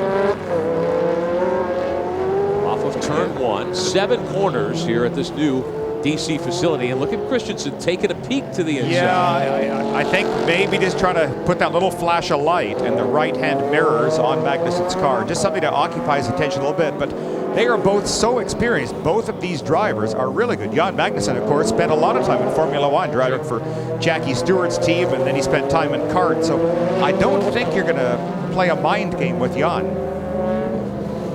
Remember, we were talking about the tire change for the Panos and the non-tire change for the Audi. This is the part of the race where they would equalize, because the big advantage is you don't get the pickup after the pace car, so Jan Magnussen can use that to his advantage, but now the tires should be equal, so this is definitely an even ground for these guys to battle out and see who in fact is the fastest. Top left of your screen, you see the time remaining in this timed event. Should be about 20 more laps of racing here in this brand new circuit at RFK Stadium. Leader, red, white, and blue Panos, Jan Magnussen right behind him, Tom Christensen in the all-conquering Audi R8. And here's Christensen. He's got a slower car to use as a pick. Magnussen able to sift by one of the Alex Joe Porsches in GT. It always amazes me when you look at these two cars. They're totally different design points of view. One a front-engine V8 Roadster, one a very high-tech mid-engine twin-turbo V8 car. And yet on this track, they're really matched up pretty well. And as we've said before, as we've seen many times in the last couple of years, the Panos seems to have a little bit of an advantage on these tighter courses, perhaps because it does have more low-end torque. Here's a look from on high at just how well the Panos does get off the corner. Yeah, it's exactly right. I mean, right now, what Jan Magnussen is doing is using the strengths of the car in the initial burst of acceleration off the corner. Then once you get off the corner, like watch the gap increase, and then it'll more or less stay the same. The cars are really accelerating at about the same rate right now. Jan is getting on the brakes a little bit earlier as he goes into corners. That allows Tom to close up a bit. Magnussen just saving his brakes. I don't think he wants to really use everything up until perhaps if he gets blocked and maybe Tom gets by. He wants to have enough brake left for one last gasp effort. So leaders getting by Larry Schumacher's GT Porsche. The yellow car you saw just a moment ago. There they go by one of the 675 cars. That's Jeff Buckham's Pilbeam. Oh, Magnussen hard on the brakes. Here comes Christensen. Yeah, Magnussen gave him a lot of room on the inside there. Let's see if he holds on. They rub. Now Magnussen's on the inside. Look at how deep he's going. See, that time Magnussen saved enough brake. He knew that if he had to go deep, he was not going to let Christensen outbrake him that time. Side-by-side action. Great racing there. Yeah, they say rubbin's racing in NASCAR land. We got a good share of that here today as well on the streets of Washington. Well, and credit the respect of both drivers. It was a very light rub. I don't think there's even any paint scuffed on the cars. I'll bet there's a blue scuff on that silver Audi paint scheme. He tried to put an American flag on the side of the Audi. And Magnussen now opens up 6 car lengths over Christensen down the front stretch. Well, I think that too, that makes a statement. Here we're going to get a replay coming off the corner. Now watch this gentle rub. You can see Christensen look over at him. Oh, just a tiny little kiss. Tom goes as deep as he can, but Jan wants that position back, drives the Panos in really hard. And forced Christensen way offline. Well done by both drivers. So Magnussen holds on to the lead. I thought he had coughed it up last time around right here. You know, there's something special about watching the very best athletes in their own sports. It doesn't matter what the sport, just wonderful. And we pointed out this, a lot of people refer to this as a street circuit here. It's very tight. Concrete walls lining both sides of the circuit, but really this is a purpose-built course laid out on a parking lot. Still very similar to what you'd see on a street course. And here are some of the drivers who are renowned street fighters, as we might call them. And it does take a very special effort to do it right on these tracks because, again, one mistake and you're up against a wall. Christensen and Brabham among the drivers who are very accomplished on these tight circuits. Your overall leaderboard, Magnussen leads Christensen and Pirro in Washington. We'll be back on NBC Sports.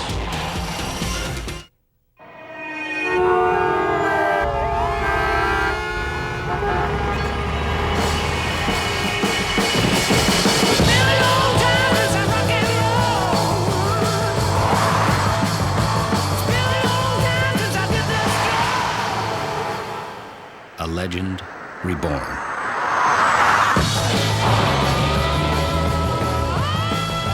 Cadillac CTS. Breakthrough. Why do I love new Ziploc tabletops? They're plates with lids. We can have good food in the car, on the go. I don't make a mess anymore. Sometimes my husband has to work late, so I just put the lid on it. And then all I do is heat it up. Of course, I apologize for being late. I'm sorry. Now she can have my food instead of fast food. I want my babies to have good food even when I'm not there. You know what I'm saying? You should check out my freezer. They're called new Ziploc tabletops. SC Johnson, a family company. It works for the way we live. Pushing myself to the limit is what this is all about. And I need an antiperspirant that can keep up. All the clear gels that I've tried, they just don't work for me. But now there's new high-endurance clear gel. It protects against wetness better than the leading gel. Guaranteed. Try it. If you don't like it, Old Spice will buy you a stick of something else. A clear gel that strong? I'm there. New Old Spice High Endurance Clear Gel.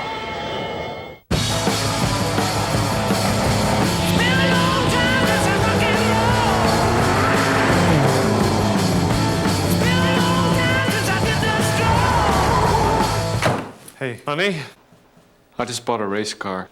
A race car? Cadillac Seville, StabiliTrak 2.0, and the powerful Northstar V8 standard. Yeah, honey. It's a race car. Cadillac. Breakthrough. NBC this fall, from the writer of Band of Brothers and Speed, comes a new drama unlike anything you've seen before. One crime seen from many points of view, all of them leading you to the truth. Boomtown, NBC Sundays this fall. 18 minutes remaining in the Cadillac Grand Prix of Washington, D.C. Jan Magnussen continues out in front in the Panos, the American-built car. The two German Audis, second and third. Max Angelilli, and the American Cadillac chassis car up in fourth. Johnny Herbert from the back of the grid rides fifth in the other Audi. And then it's Alberlin, Dyson, and Ron Fellows, the rest of the first eight. Earlier, it's been a weekend full of action here in the nation's capital, and the son of evil, Robbie Knievel, the world record holder, Bill, thrilling the fans with a successful ramp-to-ramp jump on board his motorcycle. Yeah, and as usual, he scared me watching him do that. I was standing beside David Brabham, and they were both watching this too, and he turned to Magnussen and said, "Hey, you can do this in a car, couldn't you?" And Jan just smiled at him. It can be done in a car. We've seen that before, but Robbie jumping over a field of American flags and as part of the pageantry at the inaugural Cadillac Grand Prix here in Washington, D.C. You get a look at the full grandstands down the front straightaway here in D.C. today. Organizers expected a crowd of some 75,000 over the 3 days. They've exceeded that total, we are told. And we are pleased and proud to be a part of this inaugural event here on NBC Sports. Boy, we sure are. They have done everything absolutely first rate here. This track is so impressive. And everything from day one, every single session ran off on time. They took parking lots around RFK Stadium, which is no longer used for pro football, as you may know. Repaved them, laid down a special compound of asphalt, perfect for racing, and mapped out this 1.66-mile racetrack. Here's the car that runs third, Emanuele Pirro, and car number one, the other factory Audi, the red trim car. That battle for the lead between Magnussen and Christensen, just 3/10 separating. Let's take a ride here with Pirro up the short straightaway to the chicane.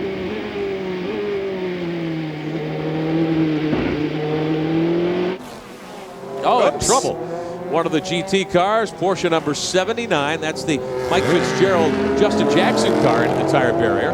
Justin Jackson driving the 79 outside the top 20 before the incident, able to get it back in gear. A little bit of damage to the left front corner. He'll resume and try to finish with 16 minutes to go. Time for about 14 or 15 laps of racing here today. And quite remarkable, again, how little damage we've actually seen today.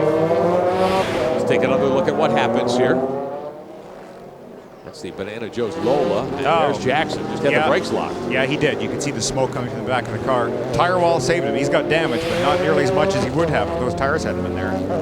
And on these courses that are lined by jersey barriers on both sides, street circuits, or this purpose-built track that's around RFK Stadium, tire barriers, soft walls are just a vital part of the safety features that help keep the teams, the drivers, and the cars from serious difficulty. Lead battle, you saw it go by. There's the Panos of Magnussen, Christensen in the Audi. Jump on board with the fourth place driver, Max Angelilli, now at the wheel of the remaining Caddy. This is car number 8. Now it looks right now the Caddy's got a little bit of a push to it. See how much he's turning the wheel. Yeah. I mean, really cranking that wheel over a lot to get it to bend in the corner. And in fact, watch the next hairpin as he goes to the right. And as a result of the understeer, he can't get under throttle very early. Listen. Yeah, you can tell that the car doesn't bite immediately when it turns the wheel. If he tried to pick up throttle, the car would just push right out to the exit of the corner. So he's got to really exercise a lot of patience and wait for it to get, even through the chicane, the car still isn't biting really hard on the front end. And when you hear a driver like Bill Adam talk about push, it's that phenomenon when you turn the wheel, the car still wants to go straight. A car that does that is said to be pushing. Here's Johnny Herbert on board the ADT champion Audi. They're 5th. They're 2 laps off the lead pace, but only 8 seconds out of 4th right now. And Herbert and Stefan Johansson, I think, have done a really good job today, Bill, they had to start on pit road after changing tires. Yeah, never giving up. And I think if they hadn't been involved in that unfortunate bump down in turn 1, they'd be even higher. Herbert is 3rd in points in the 900 category in the American Le Mans Series. Driver and manufacturer championships are at stake in the ALMS, and we're halfway through the season. 6th spot belongs to Bill Auberlen and the other Panos, the 51. Now, Auberlen's team had problems electrically a while ago. They changed the steering wheel.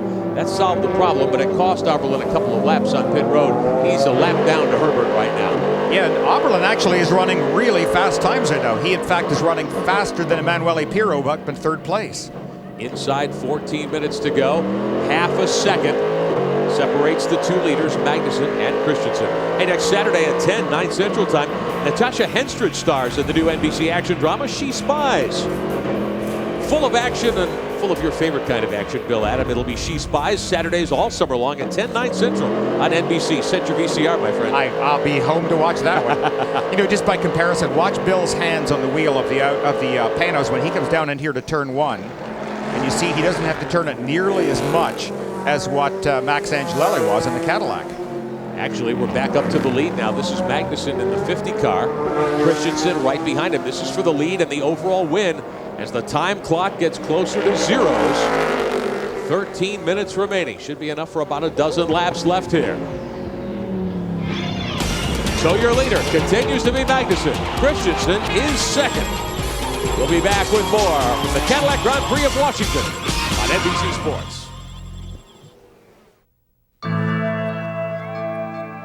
Forget all the rules. See what no one has seen. Do what hasn't been done. Look everywhere. Never do the expected.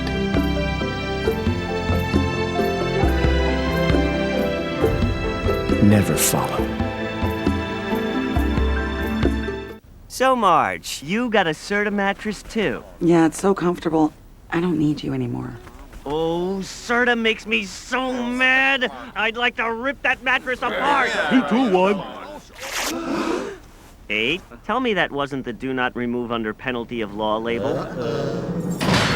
So what are you in for? Well, we got caught tearing a man to pieces. You'll feel the difference the moment you lie down. Serta, we make the world's best mattress. Hey, let's go to the reservoir. Yeah, it'll be fun.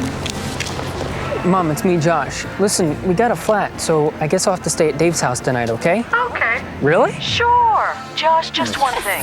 Dad's BMW came with Goodyear run flats. And they'll run even if they're flat. They will? Mm-hmm. So I'll see you in 30 minutes, okay? All right. What? Josh, try the flat tire thing, huh? Mm-hmm. Prom night on the wings of Goodyear.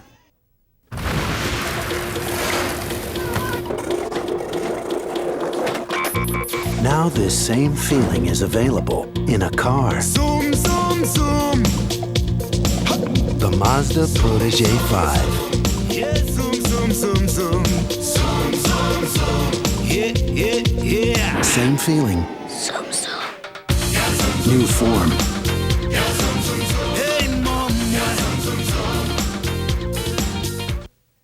Next weekend, great NASCAR action. Saturday at 3:30 Eastern on NBC, the Net Zero 250.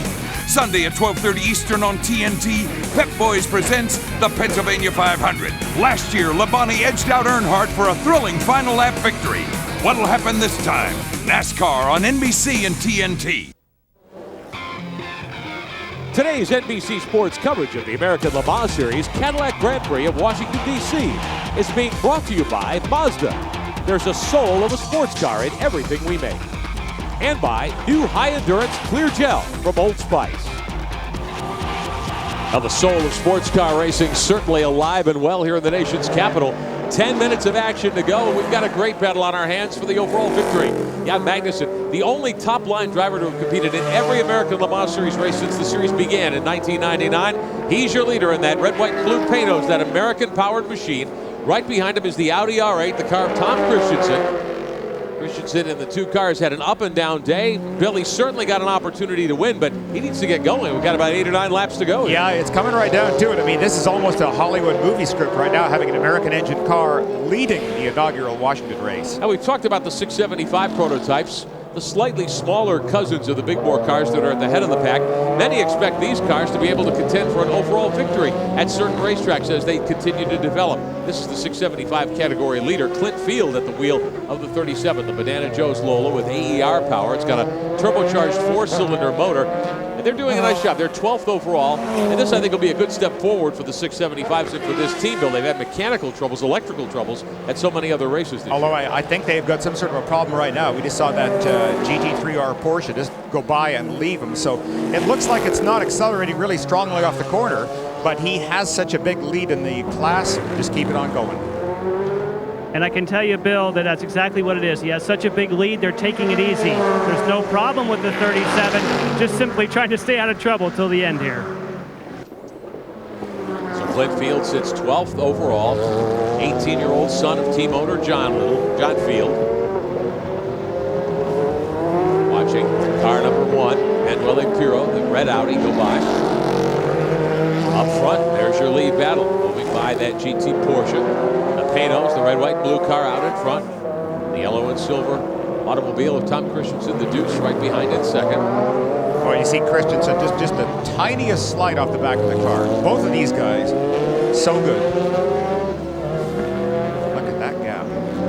Should be about 6 laps to go next time by. As you see the time clock up top in the left-hand side of your screen. Inside 8 minutes of racing. Left to go here at the nation's capital. Piro through the chicane. He runs third. It'll be a great battle to the checkered flag here in Washington. More of the Cadillac Grand Prix on NBC Sports in a moment.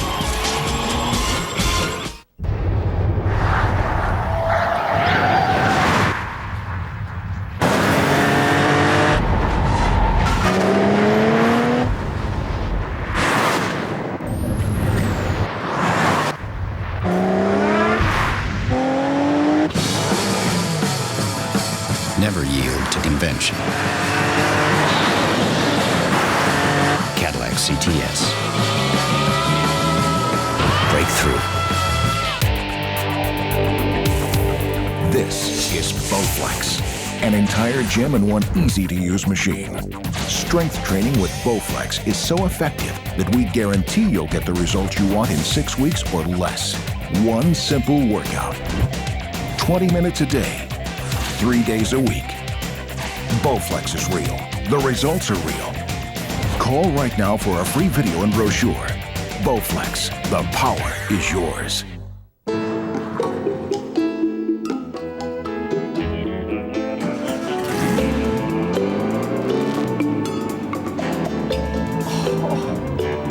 For a limited time, see your dealer for Boxster leases for $4.99 per month.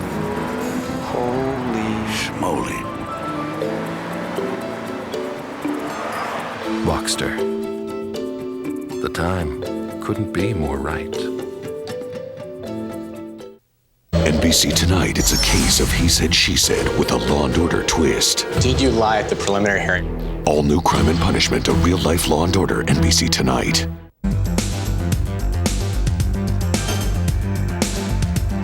The American Century Celebrity Golf Championship, coming up next on NBC.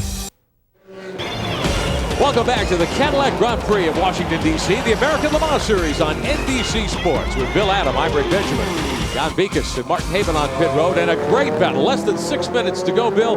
And what a fight between the Panos, the 50 car, and car number 2 for the Audi team. These are the two dominant teams in American Le Mans Series action. And the 50 and the Deuce, they've been going at it since the last pit stop. It's a wonderful battle. I think right now they're both lucky they're in open cars. Some of the drivers in the closed cars, the Corvette and the Ferrari particularly, a lot of heat today. But these cars, because you've got airflow, it helps to keep you fresh. Coming up on 5 minutes to go. Let's get an update on both camps as we prepare for the run to the checkered flag. First, John Beekes. And on the Panos side, I spoke with Tom Milner. I said, do you have any concerns? He says, well, no, we have no concerns other than the obvious. And then he hesitated for a moment. He says, however, we are wondering when the Audi is going to turn the screw up. When are they going to put more boost and come after us? So for that story, we'll go to Martin. Well, you know, I just said to Dindo Capello, can Tom make it past? And he said, it really depends on the traffic. And I said, well, can he turn the boost up? He nearly fell off his pit chair laughing. So clearly Tom thinks they have something that either Dindo doesn't think they have, or that they've never let him in on the secret of it. We shall see in the last couple of moments here. On that last lap, as Martin was speaking, Bill, I don't know if you noticed, but Christensen was way offline in one of the corners, and he coughed up another couple of car lengths to Magnussen. Yeah, and here we are coming near the end of the race, and Magnussen just ran a 104. Needs clear racetrack. This would be a major upset if Magnussen is able to win in this Panos chassis machine with a Ford-based motor, an American-style V8 under the hood, up front in this Panos. The Audi is a twin-turbo European technology machine. We want to give a call, too, to the Cadillac team. This, of course, is the Cadillac Grand Prix. One of the Cadillacs retired earlier with a cooling problem, as you heard, but car number 8, Max Angelilli, 4th overall. Yeah. Easily their best outing of the season. We're on board with Max here. Even though the car's pushing, Bill, this car has run a very good race today. They really have had terrific reliability with this motor. It's putting out a lot of horsepower. And when they've done some of their testing up at Road Atlanta, they are actually quite a bit faster than the Audi R8. So the North Star engine, they have something there to be very proud of, and all of the engineers. Hey, the fun doesn't stop here on NBC Sports. After the checkered flag, we present final round action of the American Century Celebrity Golf Championship from the shores of Lake Tahoe. Michael Jordan and many more celebrities and athletes showcasing their golf skills. The final round of the American Century Celebrity Golf Championship is next here on NBC Sports. Well, on board Angelilli, meantime, the lead battle, and Christensen's hung up with 3 minutes to go behind a 675 car. That's the biggest lead we've seen for quite a while, too, that Magnussen has been able to stretch out a little bit of a gap, but nothing where he can even take a deep breath. 1.1 seconds the last time they came down the front straightaway. Heading into one of the left-handers, turn 3. Linfield moves out of the way in the Banana Joe's car. What a drive by both of these drivers. Well, and again, Bill, we've pointed this out many times over the last couple of seasons. The Audis have all this engineering expertise, a huge budget, but at times the drivers and the team make mistakes, especially in these short racetracks. They continue to make little mental mistakes. I mean, the car simply is brilliant, and we have talked about it before. It may go down in the books as the greatest sports racing car of all time. It's really it's quite an arguable position, but little tiny mistakes. Magnussen right now, what he has to just keep doing is exactly what he is doing, watching what's out in front of him, driving very decisively but not taking a great risk. I think he's doing the proper thing, and it's almost natural that you want to look in your mirror. You want to see where the competition is. I don't think Jan does that. Less than 2 minutes to go, and there's the gap, about 5 car lengths between the number 50 Panos and the number 2 Audi. Lap traffic in front. And great concentration, I think, by both these drivers. We really haven't seen a driving error on either of their parts. Neither one has locked up a tire badly or gone sideways in a corner. Now, if you wondered what's happened in the first 4 races of the season between these two brands and overall in ALMS, well, Audi's won 3 of 4, starting back at Sebring in March. They also won the 24 Hours of Le Mans for the 3rd straight year. Panos, Magnussen, and Brabham in this 50 car. They did win at Sears Point back in the month of May on a wet day. And it was just the barest of margins at the end of the race. Magnussen barely able to hang on for the win. Well, it's such fun, too, to think about that this car, this is the old dinosaur that was actually retired a couple of years ago. It was put away in a museum, and they dragged it back out. And here, well, boy, there's a sign that Jan will be happy to see. Last lap around here, this 1.7-mile course, 7 corners. Less than a minute remaining on the clock, and the white flag showing the leaders as they came down the front straightaway. How amazing is this today? Great inaugural event. These street course races or temporary circuit races, they're very difficult to put on, but the organizers here, Chris Lachensky and his group, done a marvelous job. George Dibidard, who's a NASCAR team owner involved here, the DC Sports Commission, and of course the American Le Mans Series at IMSA. It's been a wonderful weekend of racing. I think they're setting a standard that other street courses can only hope to match, because they have been perfect in every respect. Magnussen still leads. Christensen about 5 car lengths back, and I don't know, Bill, I'm starting to think that the Audi team just doesn't have anything left. I don't think they could do anything at this point, short of Magnussen getting blocked big time. Now here he is coming up past the GTS Ferrari. That's the Olive Garden car.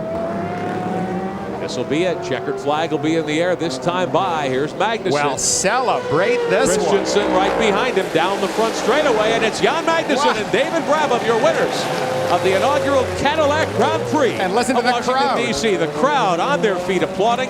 Clint Field in the 37 takes the victory in 675. Your GTS winner is the Corvette, the number 3 of Johnny O'Connell and Ron Fellows. They're headed toward the checkered flag right now.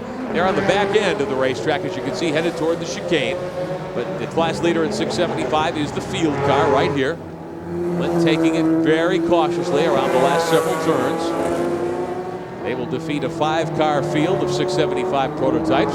Not an easy thing to do, doing what Clint Field is doing right now, because when you're running such a relaxed pace, you tend to really relax your concentration. They will be 12th overall. Here comes the number 3 Corvette, Ron Fellows and Johnny O'Connell. They will finish 8th overall. And in GT, the 22 car will finish 3rd in GT with Timo Bernhard as Jan Magnussen slows down and waves to the fans here in the nation's capital. Magnussen, the overall winner. I bet you his arms are pretty tired at this point. He wrestled that beast to the ground and held it there for another victory, his 2nd of the season. We'll meet the winners when we come back on NBC Sports.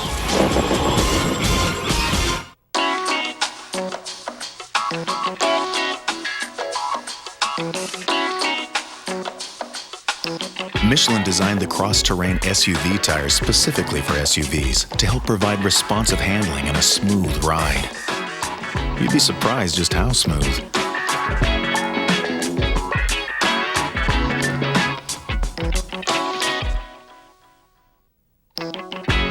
Michelin, because so much is riding on your tires. Pushing myself to the limit is what this is all about. And I need an antiperspirant that can keep up. All the clear gels that I've tried, they just don't work for me. But now there's new high-endurance clear gel. It protects against wetness better than the leading gel. Guaranteed. Try it. If you don't like it, Old Spice will buy you a stick of something else. A clear gel that strong?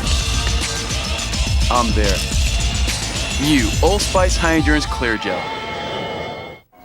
At our cooking school in Italy, the food is so delicious, we send Olive Garden chefs there just to learn the recipes. Their teacher is Chef Neri, and we're pleased to tell you that now she's taught them how she creates a special dish called lobster spaghetti. How she takes tender lobster and fresh spinach, sautés them in a creamy lobster broth, then tosses it all with pasta, which is just how our chefs will make this dish for you tonight at Olive Garden. Olive Garden, when you're here, you're family.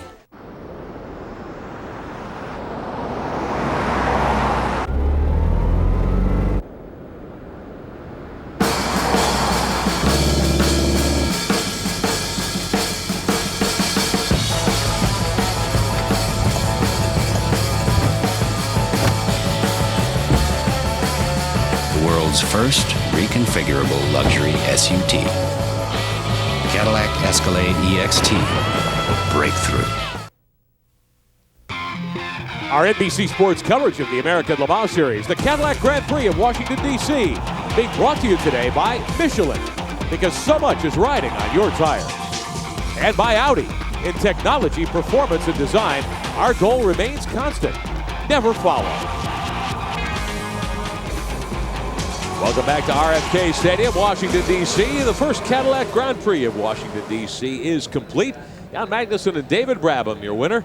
Tom Christensen and Nindo Capello come home 2nd in the 2-car. Emanuele Pirro and Frank Biela finished 3rd. Max Angelilli and Christoph Tinso in that Cadillac come home in 4th spot. Whenever the Goodyear blimp is near with its camera on an event, you know you'll get a unique view, and we've certainly had that today from the Spirit of Goodyear, carrying on that proud tradition. We got a 1962 on the wings of Goodyear, and we thank Captain Jim Maloney and his crew. Winners headed to victory lane. Let's get it down to Jan Beekes. And they got their headlines again like we saw in Sears Point with a Panos victory. Jan, I have to say, both you and David thought with two things that happened today, you guys were cooked in your words. One was an early pit stop, and the second time when they didn't open it. How gratifying that you could pull off this victory? Oh, this is unbelievable. When we came out after when I cut in the car again the second time, had a new set of Michelins, and I mean, they were just awesome, I thought. The way it went in the beginning, so we're going to win with a lap. But then everybody else got their tires working again, and it was a bit closer, but no, it's great. David, I was asking him about the gratification after. You were very hot. You were thinking that with that call with closing pit road, you guys had no shot. Does that just, with this inaugural event, does it just make it that much more meaningful? I tell you, this is a real special occasion for us at Panos Motorsports. I mean, to win here, nation's capital, Spirit of America car, Michelin tires, just unbelievable. I think that's our greatest race victory right here today. Well, it's a great race victory, and it seemed as though the key was changing those tires on the second stop. Martin? Well, guys, you've just seen how relatively fresh David Brabham and Jan Magnussen look. Ron Fellows, we've seen you beat up a lot of time by the heat in this Corvette, but today must have been one of the worst days. One of these days, I think I'm going to be brain dead. First of all, I got to say hi to Vera and Woodrow Kinnell in Salina, Texas. I promised them I'd say hi, and I've done it. Big thanks to everybody with the Team Corvette, all the guys at Pratt Miller, Good Wrench Service, GMAC, AER, UAW GM. Man, oh man, that was, we got lucky. I had trouble in traffic. I tangled with one of the Vipers and flattened the right rear tire, and a caution came out. I mean, that's lucky. Anyway, just, it is hot, there's no question. But anyway, big thanks to all the guys at Pratt Miller. Whew, this is awesome. I'll tell you what, they have done an absolute marvelous job here in Washington, D.C. I hope we're back for the next 9 years. This is a world-class facility. I hope we're back. Ron Fellows, the harder you work, the luckier you get. Congratulations, the Corvette guys win. Jan has more. And I do, with some worn-out Porsche drivers, and it was a duel today in GT. Sasha, you just said this was not the Sunday afternoon drive you were expecting. No, absolutely not. The blue Buckler car gave us a hard time the whole way through. We changed position several times. I think they were a little better on the straight. We were a little better exiting the corners, going through the corners. But in total, it was a balanced situation. And the lucky guy won in the end, maybe. A little bit more condition, I don't know. I don't know. I'm just lucky I'm finished. Sometimes they say better lucky than good, but I think you guys are both. How about being a GT car in a situation where it's very, very tight confines with the LMP cars out there? You know what? I would like to change the sides for one race. Let Pirro, Bila, and the other guys sit in our cars, and we change and we go into the prototype. And then you will hear stories from them. I stop whining anymore. It's awful, but they have to do it once, and we are on the other side. I like that. Somehow I think maybe sometime you'll get a chance. Lucas, obviously it's a team effort. You also were being pushed very hard during your stints. Yeah, I mean, our most problem was the heat in the car, you know. We had like 140 to 160 degrees in the car. And we had a really close run with Kevin, and then somehow he made a mistake. I pushed him really hard because he was in the lead when I got in. I pushed him really, really hard. He made a mistake, and I got by. And then I was able not really to pull away, but to open the gap a little bit more over the stints. And then our crew did a fantastic job in the last pit stop under the yellow, and that's why we have such a big lead at the end. Fantastic job. Congratulations. Martin? 675 winner Clint Field. The old man's just doused you with a bottle of water, but the heat wasn't the worst of your problems in the closing stints. No, we had absolutely no brakes. I had to pump the brakes up going into each corner. But, you know, these guys put an unbelievable hours to put this car together. We had a crash in qualifying, and, you know, Nighthawk was so gracious to lend us a lot of their parts. And, you know, I can't thank enough of the crew. Scotty, Gary, Don, Brian, everybody in the crew.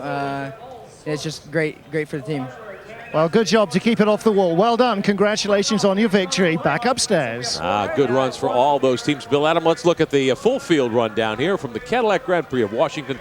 There you see the Panos winning, the Audis next in line, then the Caddy, and the 38 car of Johnny Herbert. Well, a terrific job today by the Panos crew. They came here hoping for their dream to come true, and it did. And what an awesome race for all of these people. They're going to be spoiled. How do you get much better than this? It was a great event, certainly, and a great run for these teams. And just to complete one of these races is quite an accomplishment. To win a class here in the American Le Mans Series, or an overall victory, as we saw today for the Panos team. What a victory, what a day, what a weekend it has been. Be sure to join us on NBC Sports on Sunday, August 18th at 2 Eastern Time. Our American Le Mans Series coverage continues with the Grand Prix from Mosport, Bowmanville, Ontario, just outside Toronto. Next up on NBC Sports, it's final round coverage of the American Century Celebrity Golf Championship from the shores of Lake Tahoe. For Bill Adam, Martin Haven, and Jan Beekes, I'm Rick Benjamin, saying so long from the Cadillac Grand Prix of Washington, D.C. Once again, our winners, Jan Magnussen and his teammate David Brabham, their second win of the 2002 American Le Mans Series season. We'll see you at Mosport and then in September from Laguna Seca. Thanks for watching, everybody.